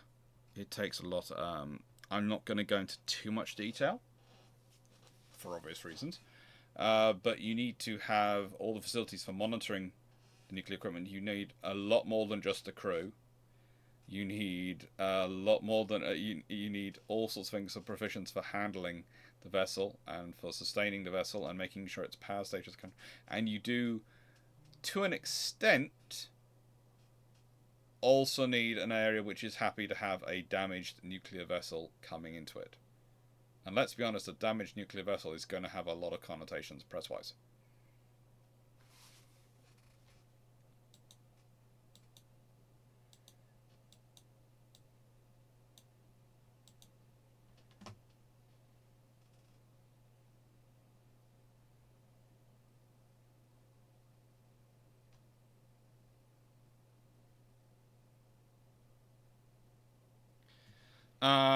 Basically, Killer Bin, that is down to a certain what's his name? The father of nuclear navy in the United States. Brain is dying. Rickover. Rickover wanted 8 boilers to replace the 8 reactors to replace the 8 boilers, and yeah, she is a fast ship, a very fast ship. A very, very fast ship.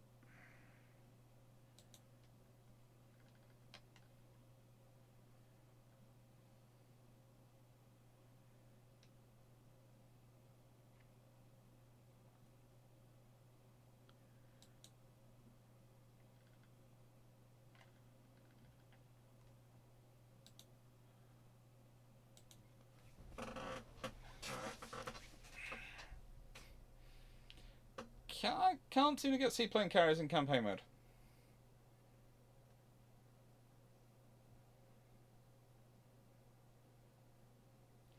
She's also long run. Yeah, there is the fact that she was designed on a very fast hull. The Big E was a very, very fast ship. She was meant to be. She was meant to take full advantage of nuclear power, that not just ability to stay on station, but ability to rapidly deploy between stations. And that was the whole point. She could get places quickly.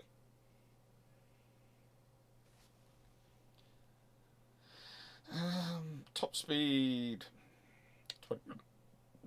24 knots, 33 knots, 29 knots, 29 knots.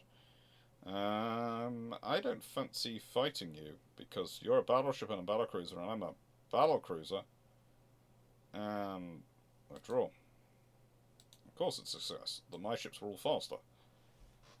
Okay, so we have a battleship. They've got, okay, a battlecruiser. They've got, oh, good lord, 10.5 inch guns. Okay, and some cruisers versus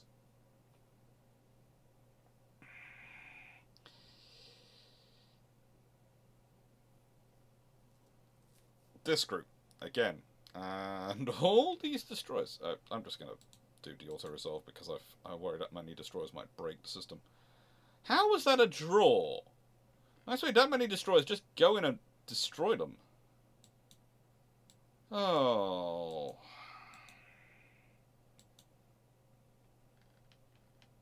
Wow, they've lost a lot of ships to mines.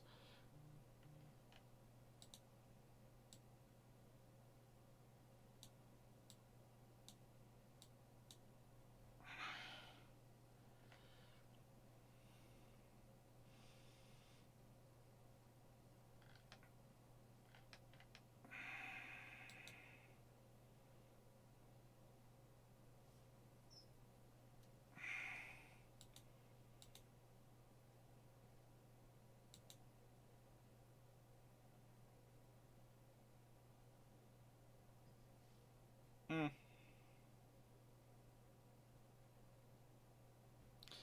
To mention, my uncle works on a nuclear certified yard, openly jokes about glowing in the dark. Yep, they will do.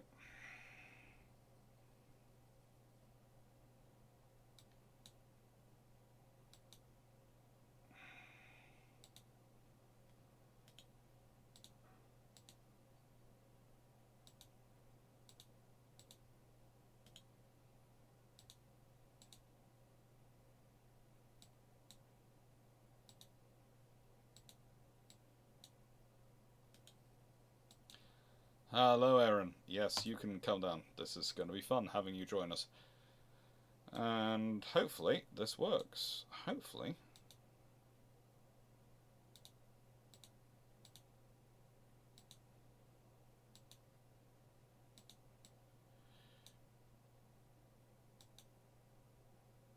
Chester. Chester. Chester.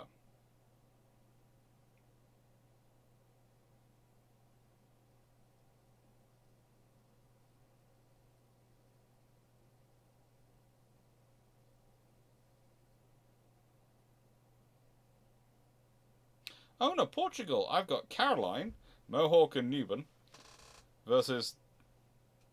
Oh, auto resolve. Let's see what happens. How was that a draw? Seriously, with those three vessels, it should have been an easy win.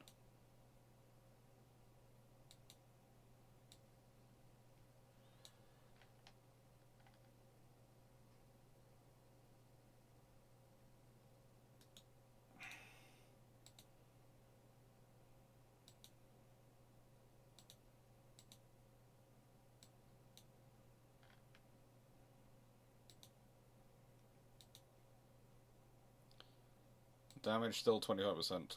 Okay. Repairing 18 ships, building 78 ships.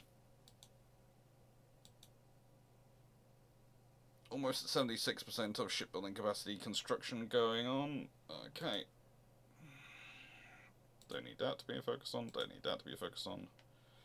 Don't need that to be focused on. Small guns goes back to... Ooh, unlocking new guns. That'll be good. I always like some new small guns.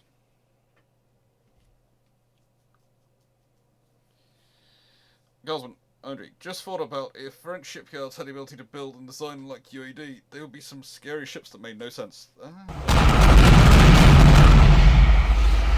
Hello! Chukabachin and play subscribe for a month. Thank you. To be nuclear certified, you also need someone constantly going about to stop the idiots making tea and coffee from from reactor water. Oh yeah, the fact that some people still do that is still disturbing me.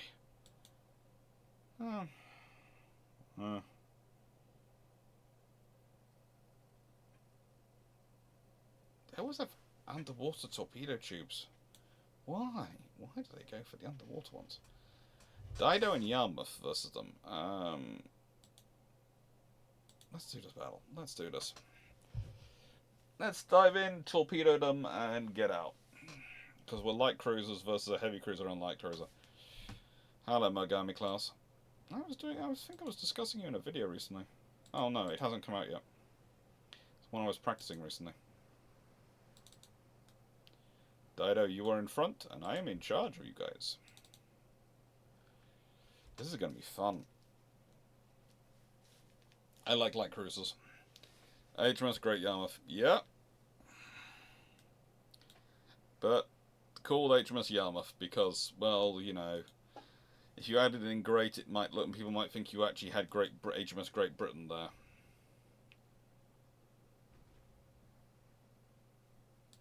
We have spotted the heavy cruiser. It is racing for that way. And we spotted the light cruiser. It is racing that way.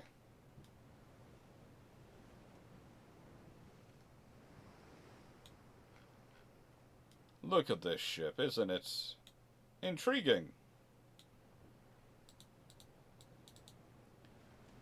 This ship is also intriguing. They basically... I have no idea what happened to them, but something bad happened to their designers.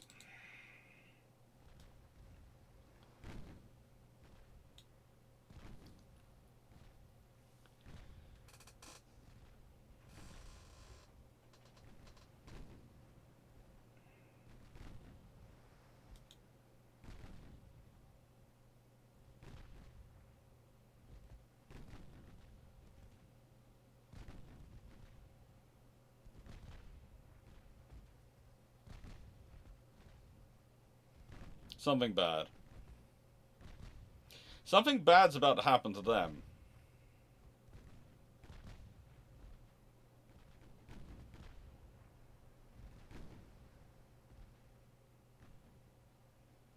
They're firing torpedoes.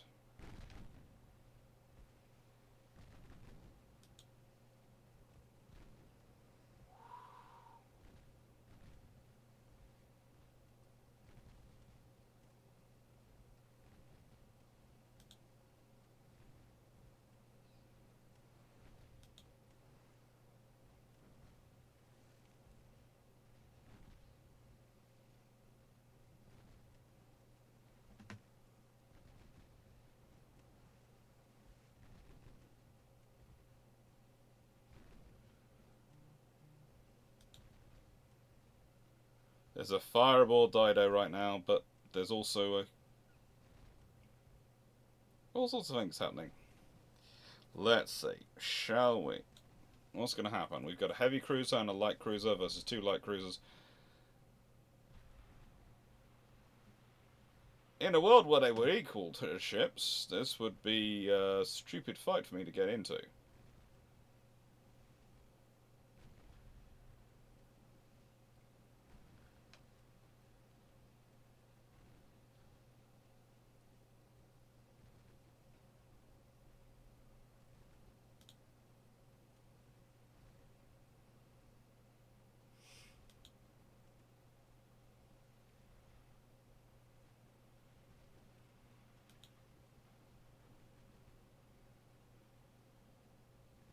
And I certainly shouldn't be doing that. But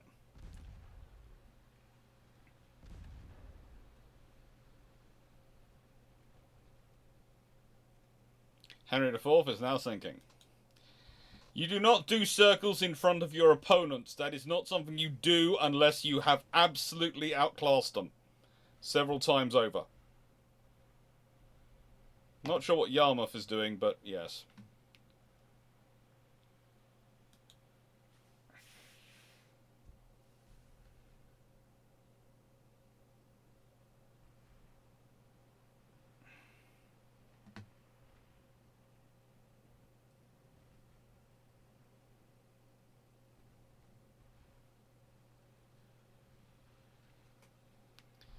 Yeah, Warspite at Jutland is, well, let's be honest, that's a machine god. The only way you can describe that is the machine spirit in Warspite got upset. Sometimes HMS Warspite is a good case for there being a machine spirit. Someone is doing some really long-range sniping with torpedoes.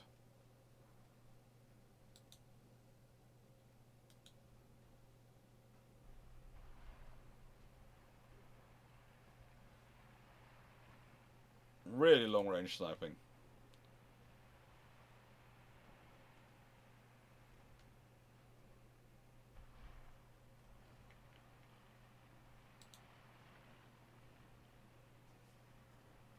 What is Yarmouth up to? If I do the same trick to this vessel as I just did to the heavy cruiser, I'm going to be really, really upset with the French.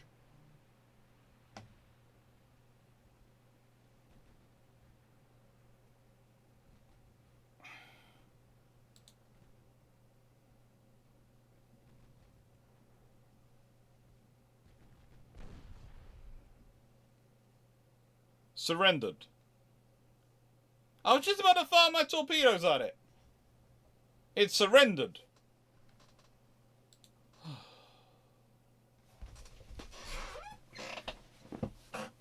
Seydlitz too. Yes, well, let's be honest, Seydlitz is a really interesting case. A big debate has been going on in my comments recently about whether or not Seydlitz should be counted as sunk or not, because it actually hit the bottom. And the crew managed to get it back up, and my view is that, frankly, crew managed to get it back up. It didn't sink. But it certainly, if they hadn't, it would have been a very interesting scenario going on.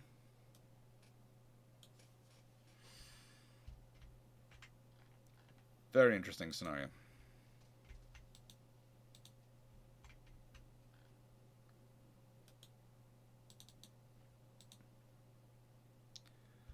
But,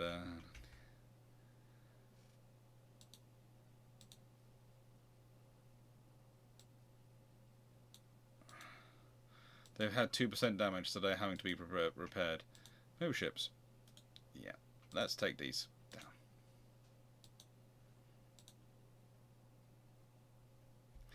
And basically, if you notice, I'm grouping up everything opposite the off the French coast, because for the simple reason that the more I have there, the more chance I have of succeeding.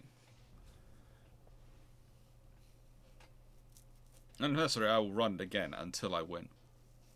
I'll just keep running until I have so much force there that they have to surrender.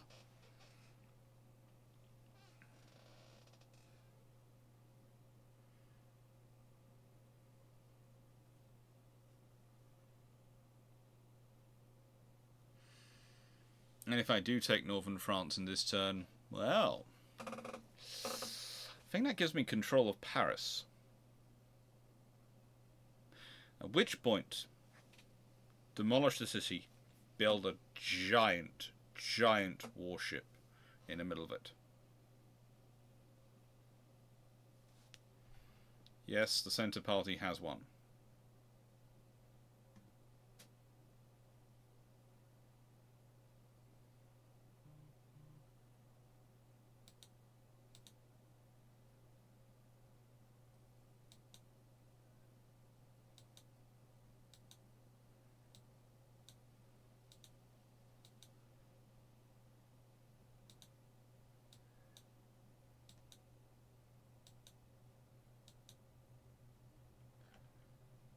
I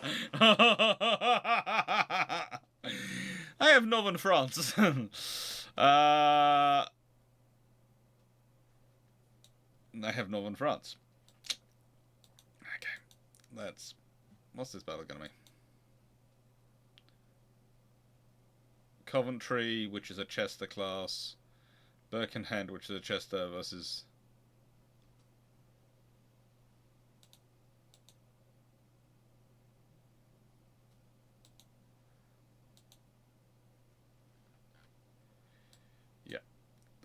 it's just not fair for them to be fighting the Chester class mode. They've got no light cruisers which match them.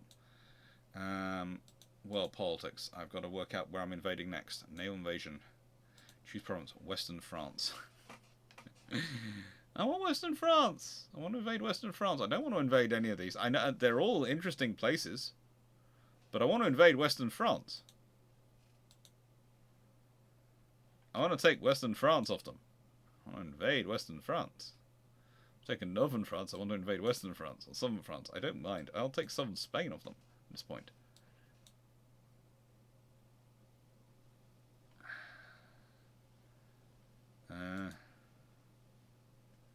Invasion. Tonkin. I only need 20,000 tons to take Tonkin. Where is Tonkin? I'll do that. I'll do that and go take that while I can. Finances. We're almost there on that. Research. We've got the small guns.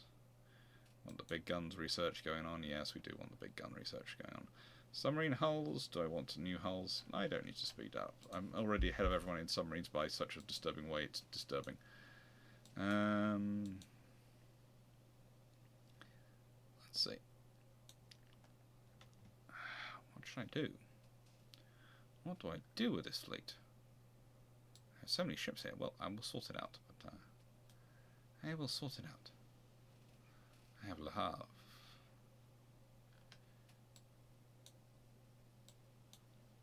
Why is the submarine fight going on? Oh yeah, fight. Defeat. That's annoying. Not problematic though. Let's go through our fleet and start rationalising things we don't need. I know, I'm in the middle of a war and I'm actually getting rid of stuff, but...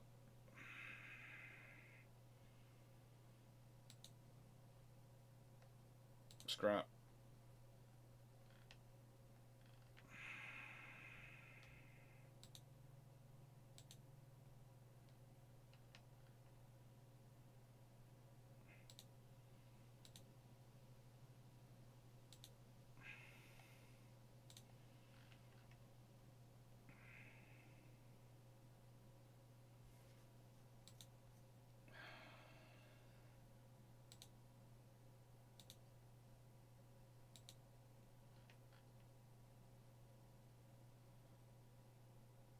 Jupiter and Blackmore class battleships. Yeah, I'm keeping you. Mesa, Kabir, Gibraltar, I'm keeping you guys. New Haven. Yeah, I keep all the yous. You're all the same. Yeah, I'll keep you.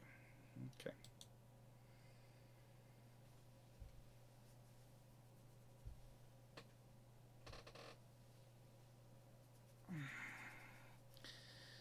Building 48 submarines at the moment. How long till they're built? They're all built in 2 months' time. I'll let it also select ports.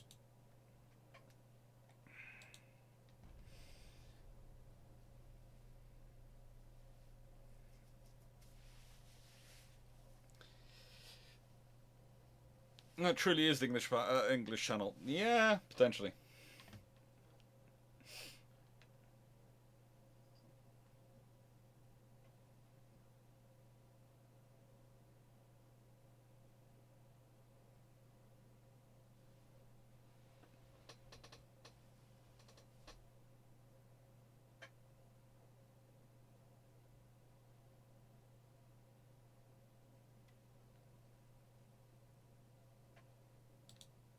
Yeah, I did. Now, I'm going to do this the old-fashioned way because apparently whenever I leave this up to others, they do what I need them to do, which is sink the French ships. I don't know.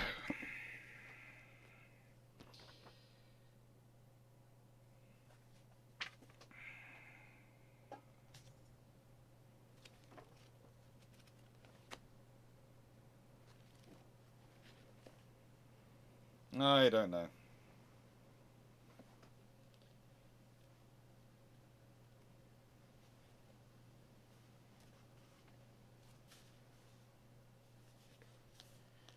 Oh.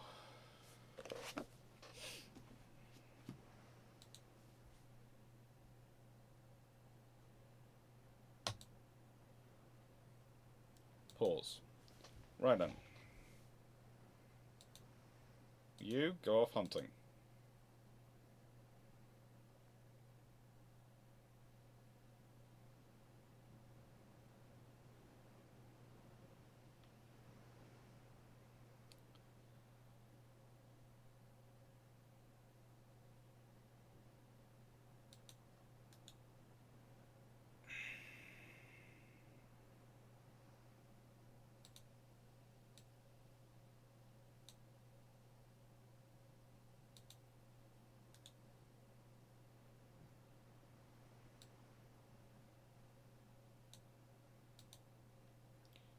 You two go off hunting.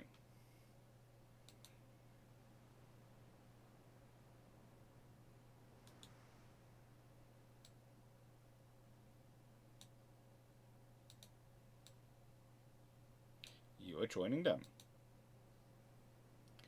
You will be screening them.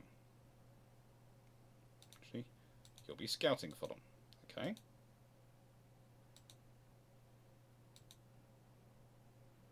Actually, no, you'll be scouting for him.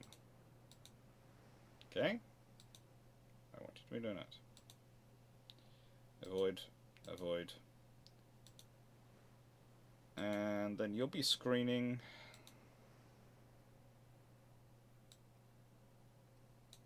along with them.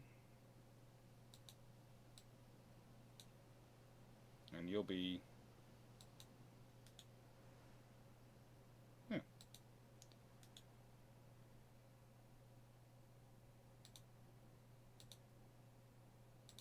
Also screening for them. Go! Have fun!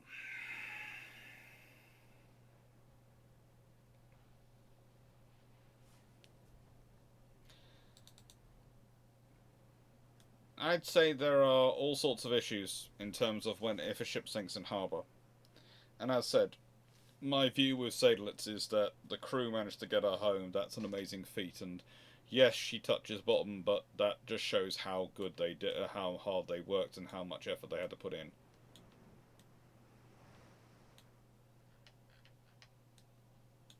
We have 4 battle cruisers and 2 light cruisers hunting them down.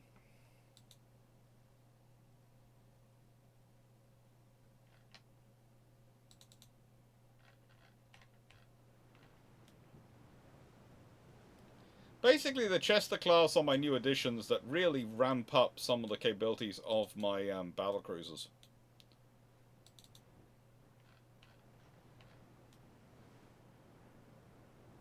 Really do.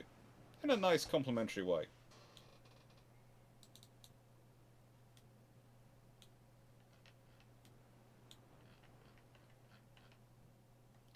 I don't know which one of you is getting closer to the other. I don't care. I don't want you to. So that, please.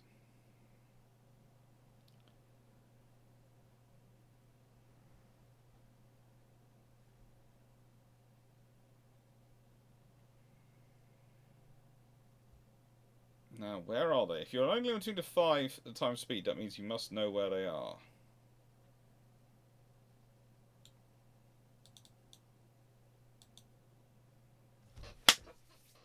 Got it.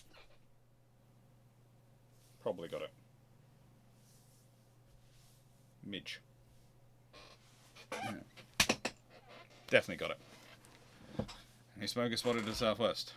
Southwest. Yeah, let's go. Go, go.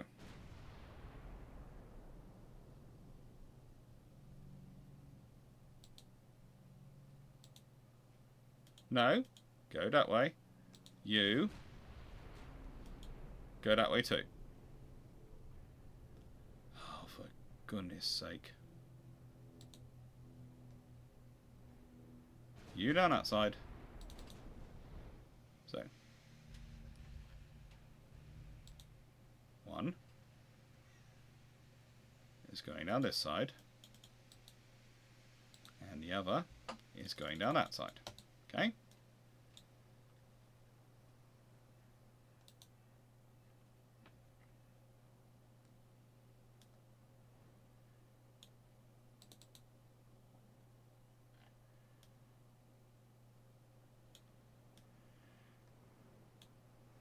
This is going to be fun.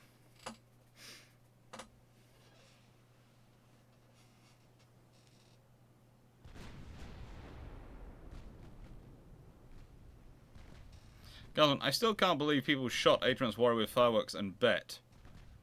Portsmouth, I bet Portsmouth is still upset, but thankfully it wasn't Adrian's victory. Yeah. There are some interesting people in this world. Some seriously interesting people in this world.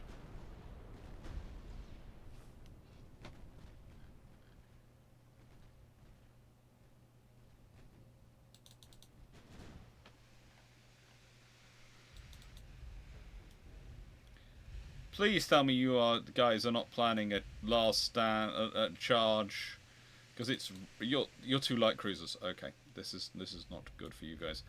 2 light cruisers and a destroyer, I presume.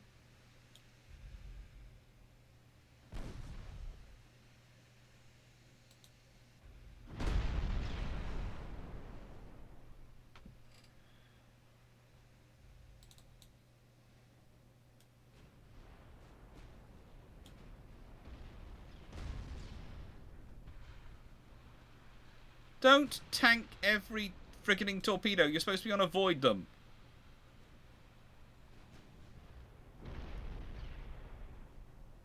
Supposed to be on avoid them. Says specifically, I've enabled avoid torpedoes.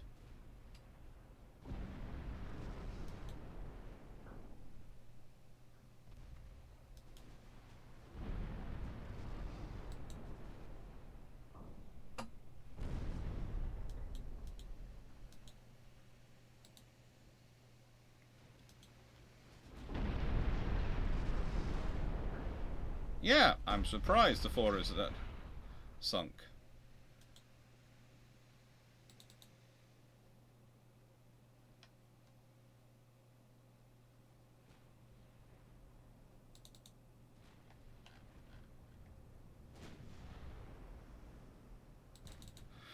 Let's just use you. Audacious group.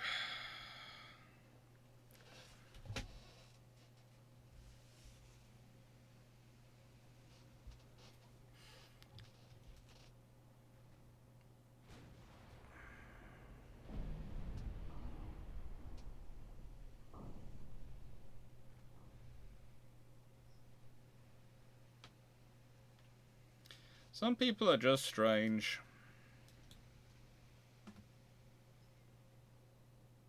That's the only thing I can say with, you know.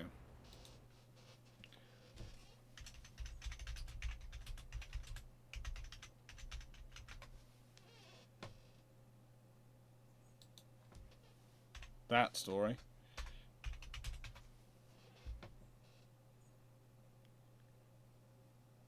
Oh, good lord. Yeah.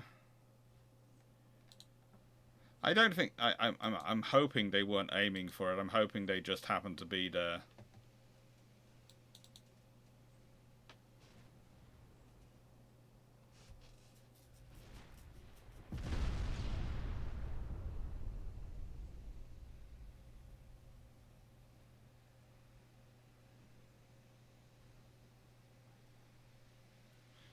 They sent the fire service rather than the police.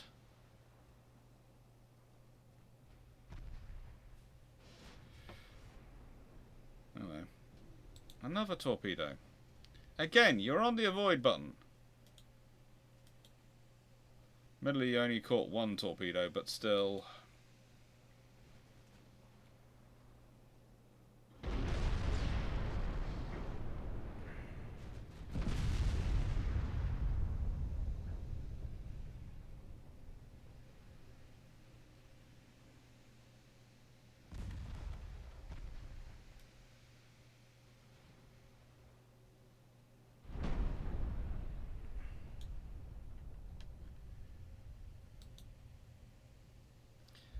Let's let the destroyer escape, because honestly, that was top speed of 37.5 knots. It was just racing out there.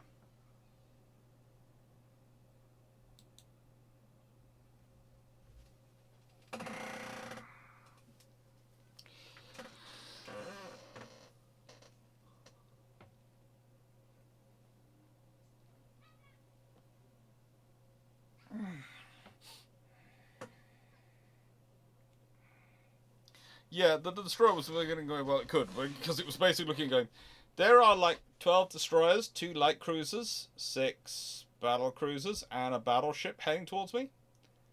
Right, and I'm just leaving you light cruisers behind.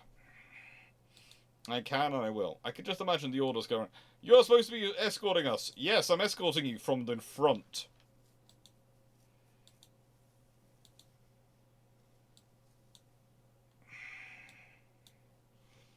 Alright, let's go to naval invasion of Tonkin.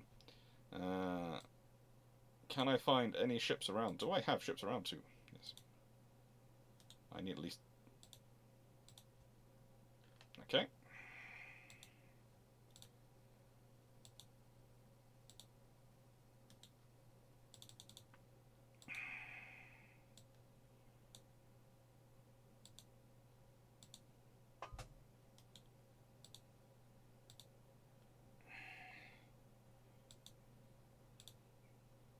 Oh, we'll send that destroyer up there because we can.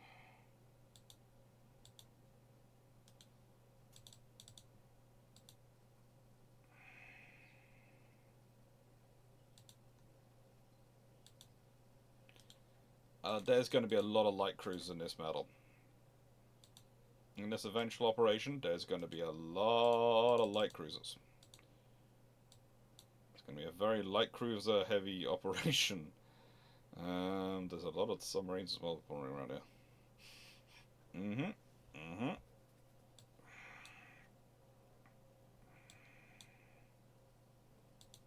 I thought I had you here. You are coming over here for some fun, Ariadne.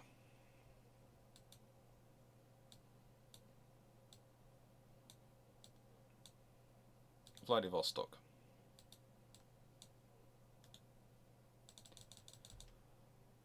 Yep, you're all going down. Because I've kept you around for a reason. And it wasn't because I thought you were pretty. Although you are. You are pretty. Don't let anyone tell you you're not. You're pretty. Yes, I do talk to my ship designs.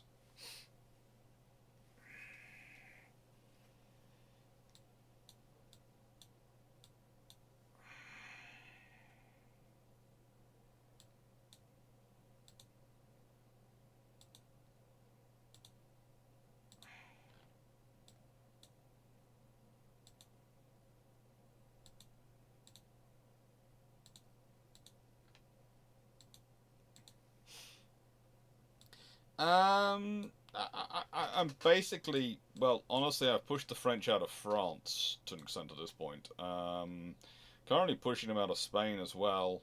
Potentially just going wherever I feel like it. Well, politics. Can I do another naval invasion of France? I can improve relations perhaps with Germany a bit.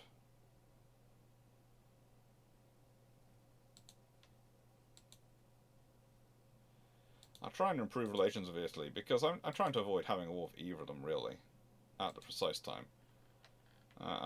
I'm enjoying myself too much. Control station, want that in service as quickly as possible.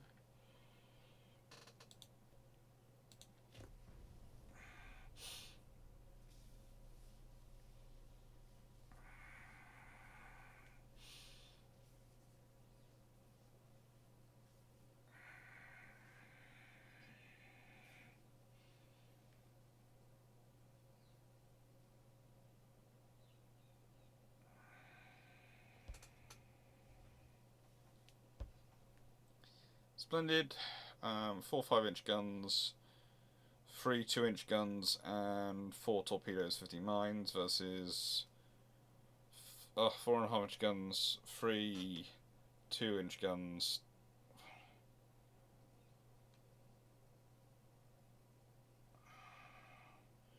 Top speed 37.5 knots, top speed 36 knots. Fight. Battle. Let's go see what we can do. They've got a knot speed advantage over me, so they could run.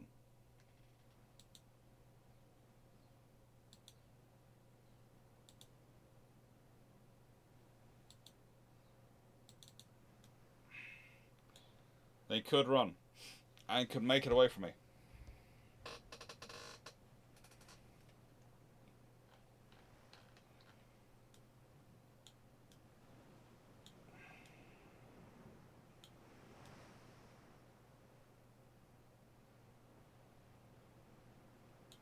I think my destroyer design leaves something to be desired. I think I do need to do a better class of destroyers at some point. Oh, goody.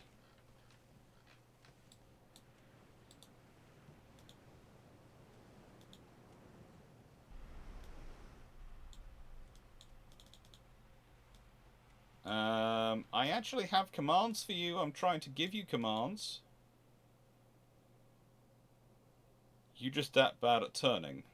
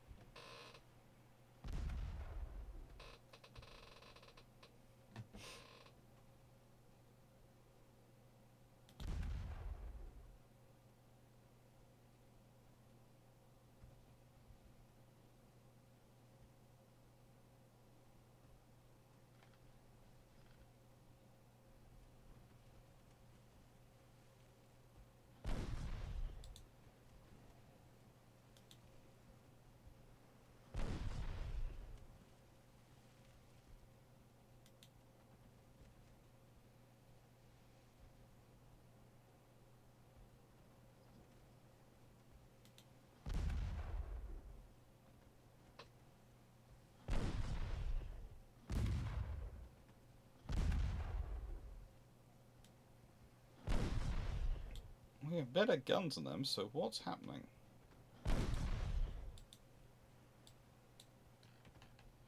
What is happening?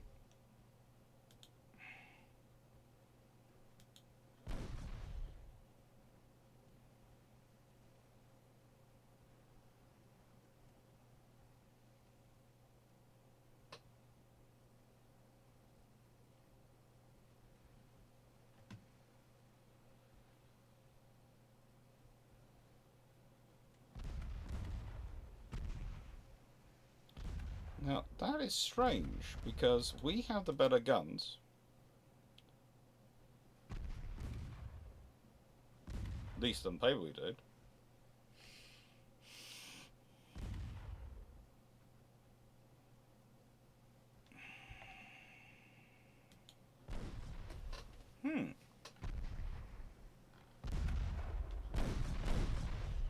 So diving into gun engagement was necessarily a sensible thing.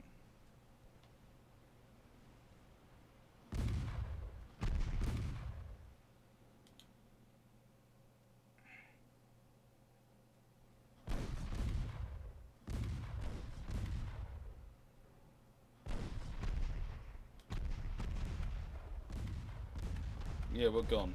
We lost the fight. Question is why? Lucky shot, or was it something in the design? I'm gonna have to go look at my destroyer design. Might be needing to build a whole new surge of destroyers. Not necessarily a bad thing.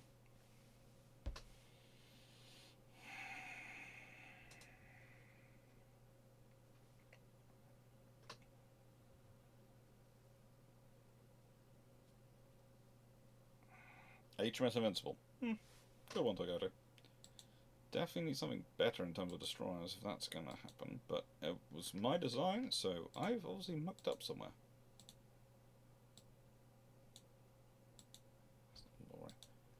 Ship design.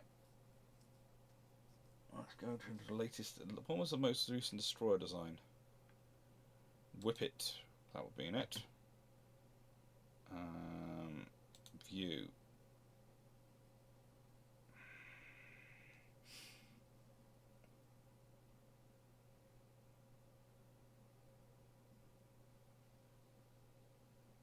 Refit.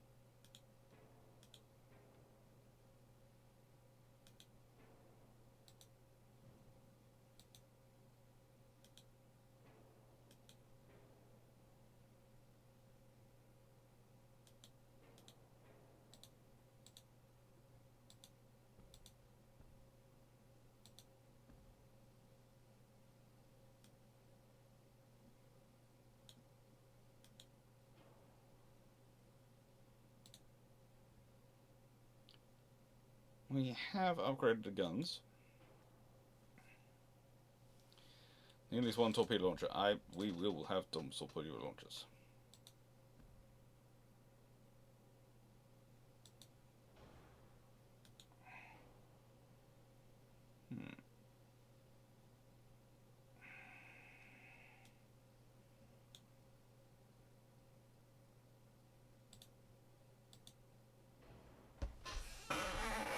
Okay.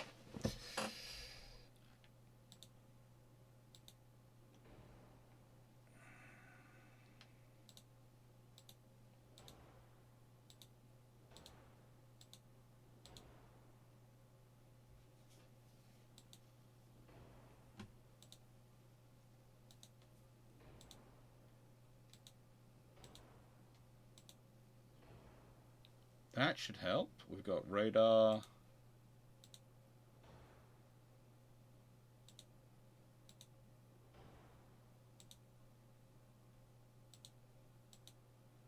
All those need to be in, but honestly, that's not going to work on that size hull, isn't it?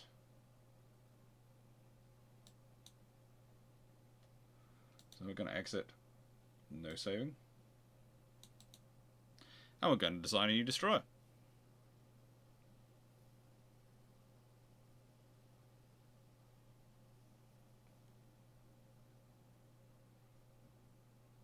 Yeah.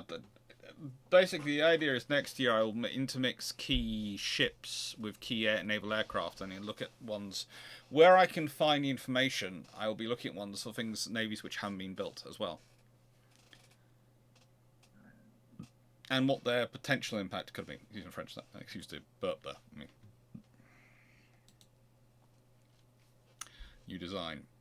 Let's go to destroyer. We need better destroyers.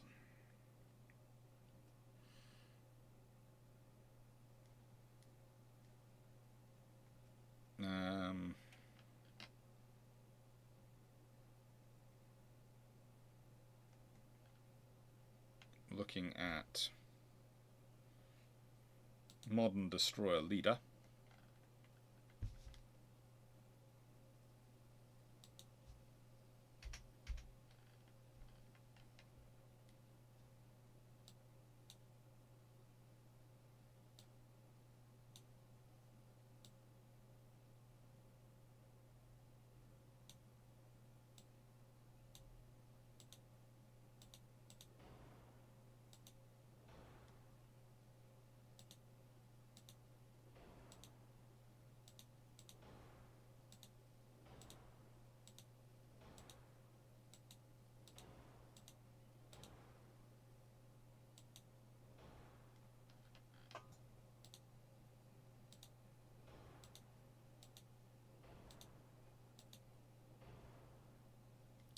Right then.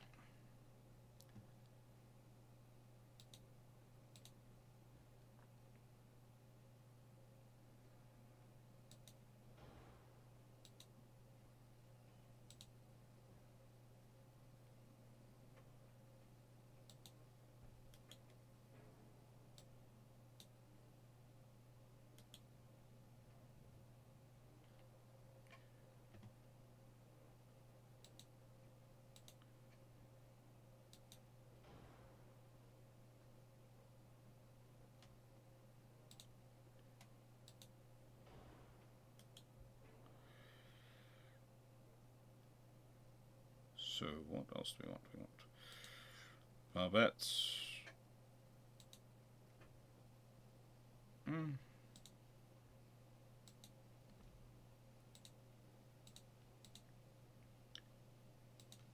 5s. 5s. 25-inch and grade dead barbette. Capitalistic.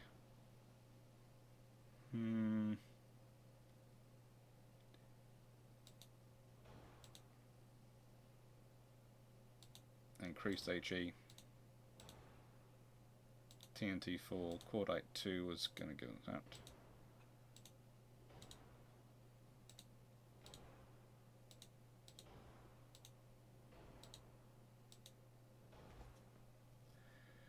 And I need at least torpedoes. I need at least one. Okay.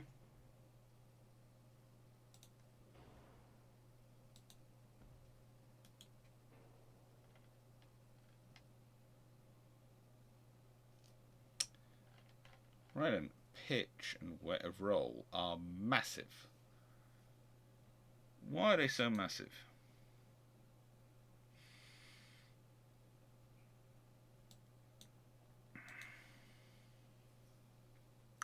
Sand number of bulkheads gone down 100 tons.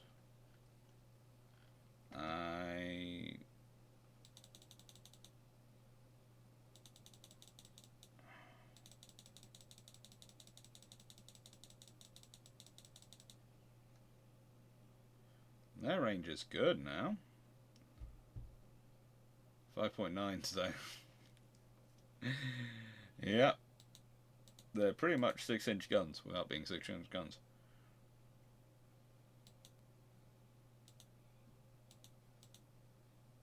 Five and a half.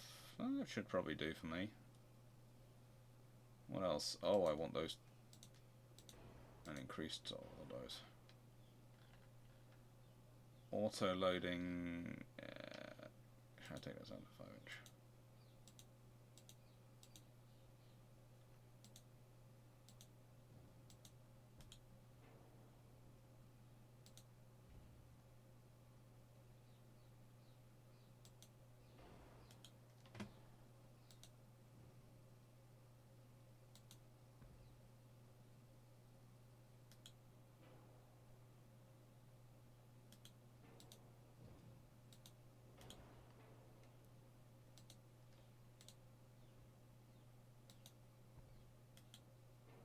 That I thought would have an artifact.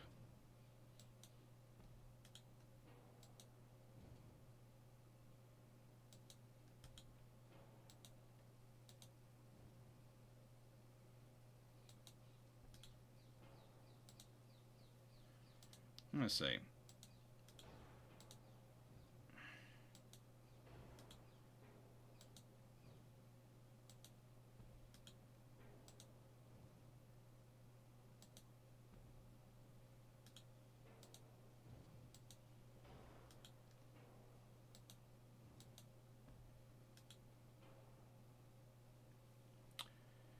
And secondary 2-inch guns. I want a fair number of you, right, don't they? Yeah, we do.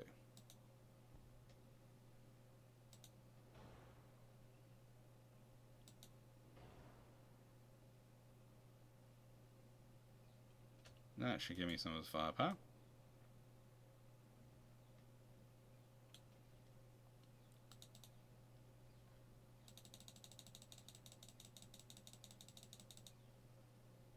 That should give me some firepower and range and 2-inch range.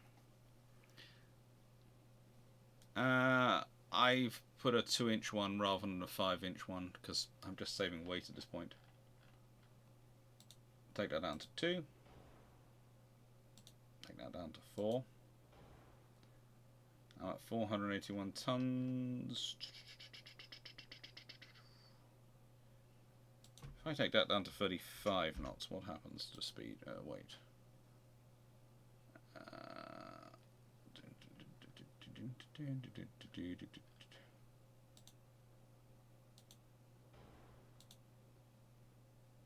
Light cuts gun range. So gun range at the moment is 15.7. If I go with super heavy, it goes down to 14.9.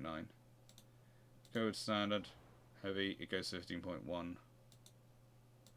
If I go to standard, 15.7, which is the furthest range. Light, armor piercing, 16.7. So light shells, HE range goes down. But light shells appear to be the fastest range for us at this level, which is good, and they're also the fastest firing rate of fire. 5.75 rounds per minute, whereas super heavy is 4.95. Yeah, let's be honest, let's go with the light, because that actually makes things sensible for us. And okay, what else do we want? We've got mine hunters, we've got minesweepers, depth charges, and ability to lay mines, which is all good.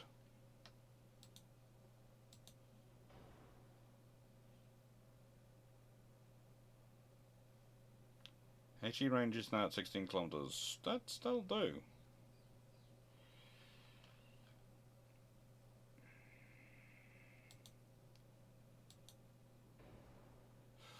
Ooh, we've got enough, and we're just induced.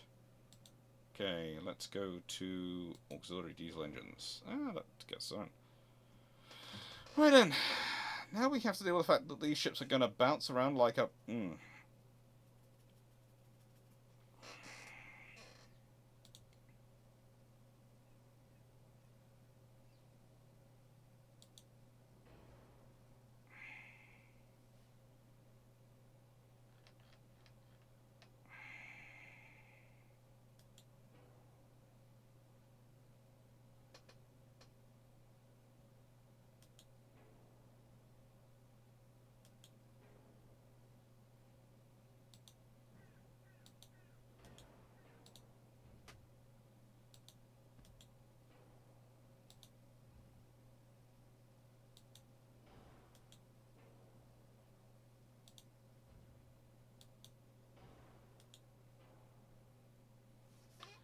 Now, still got 6 of those, and we're down to roughly in the weight area. Main deck.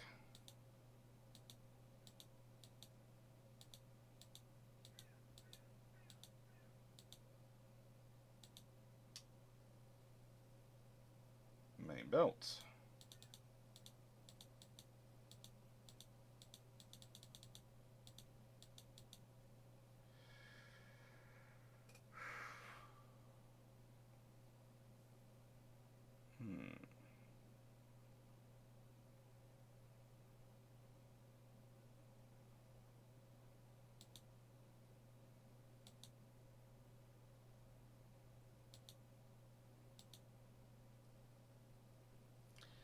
That should do to balance that out. And what are we going to do?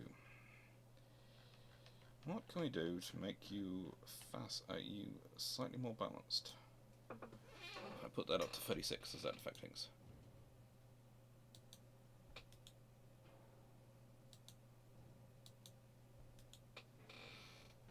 It makes things slightly better, because it puts the weight further down in the hull.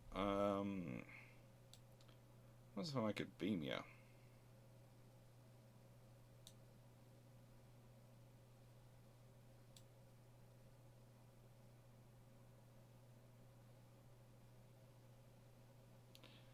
Next pitch up and that.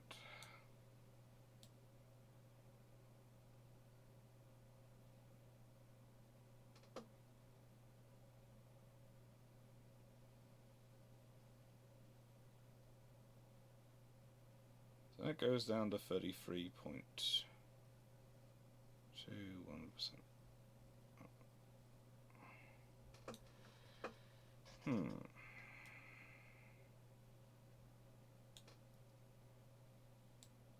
Thing is, I want to make this as fast as I possibly can.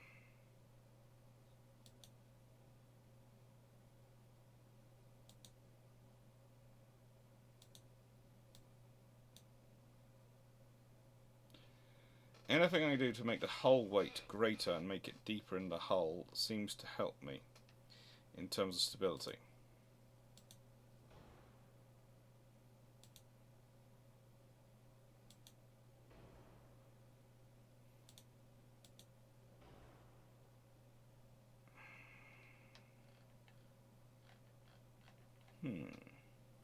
What can we do?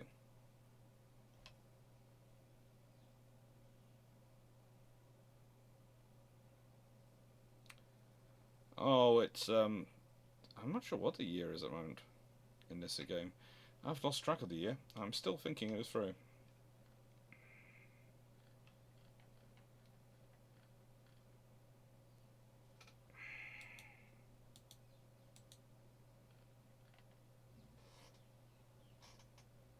We are 150 tons overweight.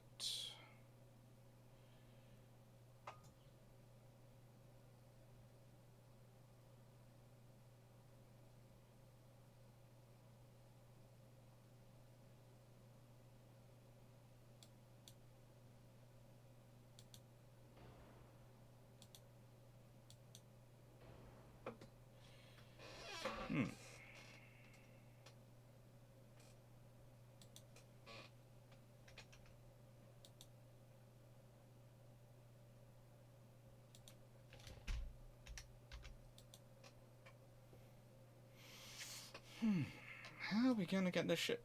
The interesting thing is, I haven't really gone too far off what were some actual ship designs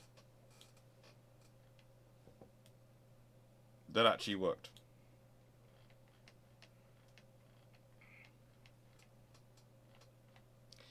And they were stable. I think I'm going to exit Constructor, and if it's not going to be up to the standard I need it to be, there's no point building it. Enjoy this game. And I have just been messaged and told that lunch is ready.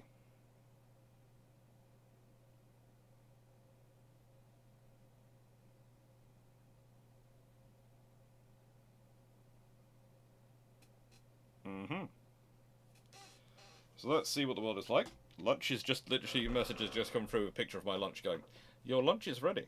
That'd be nice to have. But, we'll sort it out before we sort of get too much into these. Let's go to the Lord Nelsons.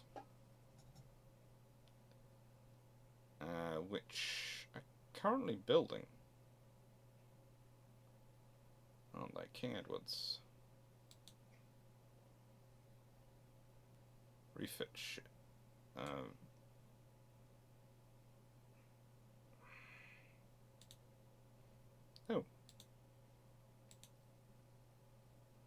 Let's proceed with the refit.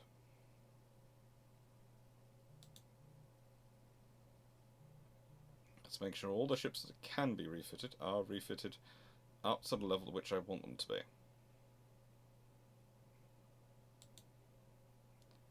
View. Let's work out what we're sort of going to do as a refit for this one.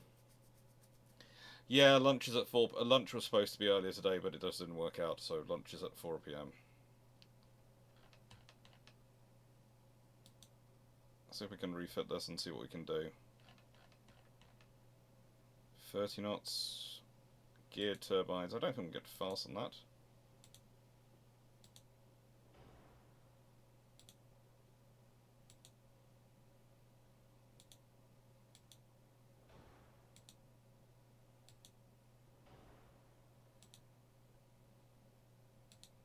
That's all fine. Make that down to double. And that down to double, I think. Pitch is at now at 36%, which I'm not keen on at all. And could explain the issues we were having earlier with the targeting.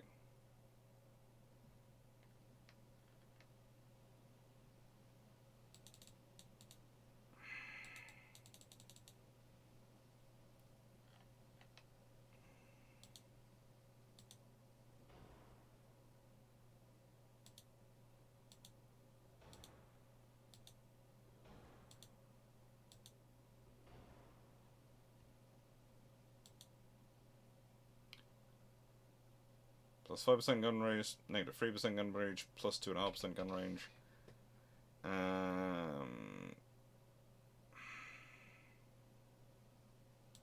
Let's go callback to 2. TNT 4. This is looking a fairly decent upgrade, but it's going to cost me 2,000 tons, and I want what I most probably want to put in radar. And these to upgrade all the firing range, everything, etc. So I need to work out something else. Let's take that down to 28 knots.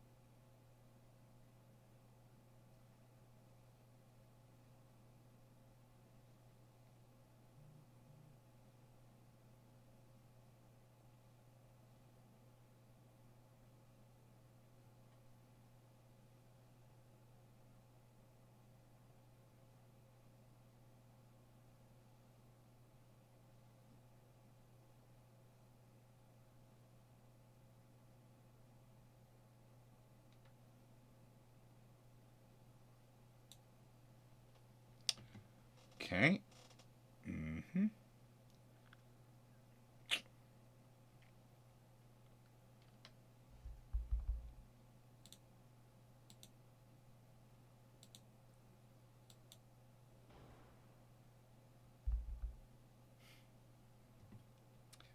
Now 1100 tons. Where can we drop 1100 tons?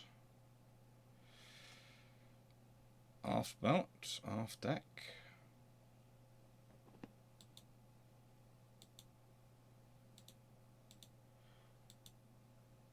And conning tower, of course.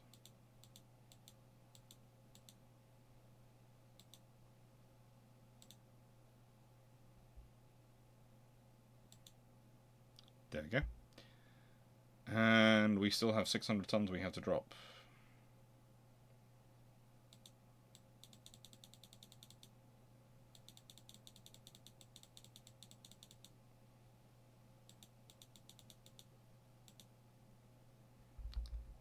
Mm-hmm.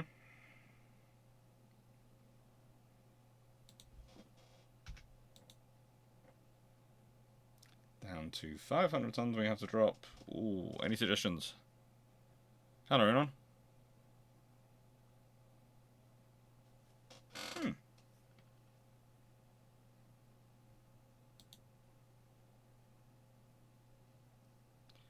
The range is 37.2 kilometers if I go to standard shells.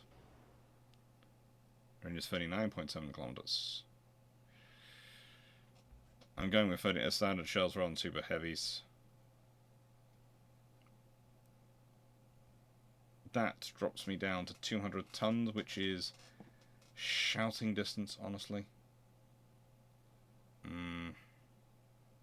Still, the pitch is massive, which is annoying me.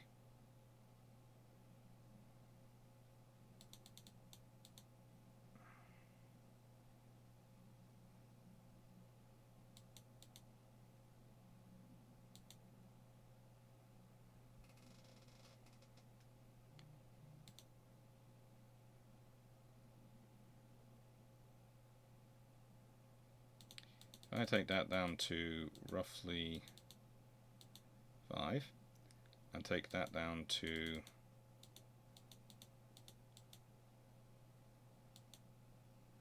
no.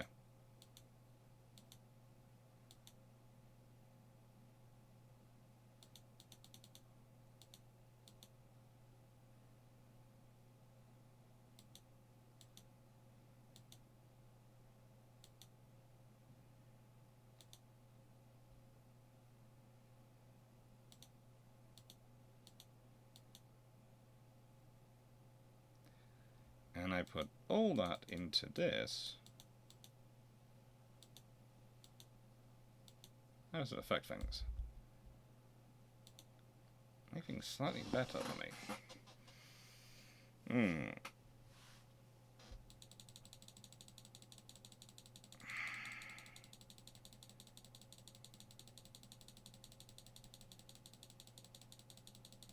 Okay, I realise flat trajectory is my threat at this point, but I want to try and get stability.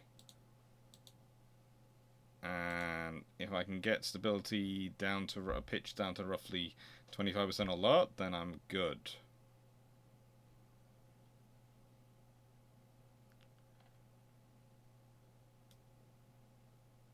.5% is an improvement on where we were, so I think I will save that design and I will refit the vessels I can.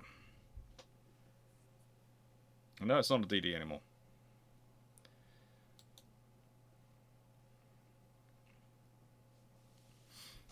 And I will go in and have my food.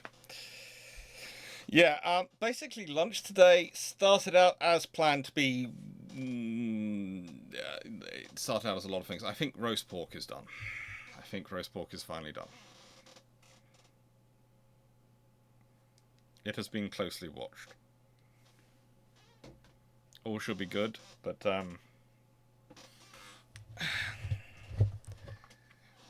considering taking one of these before I even have it, just as a preventative measure.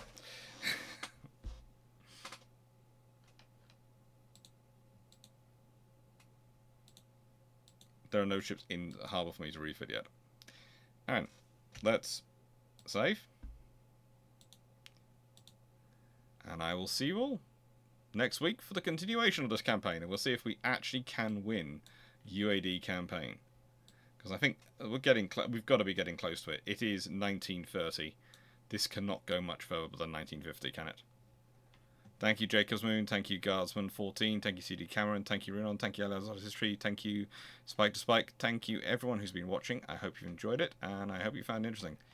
And as said, I'll be on YouTube later doing probably questions till the brew runs out. Take care, everyone. Toodles.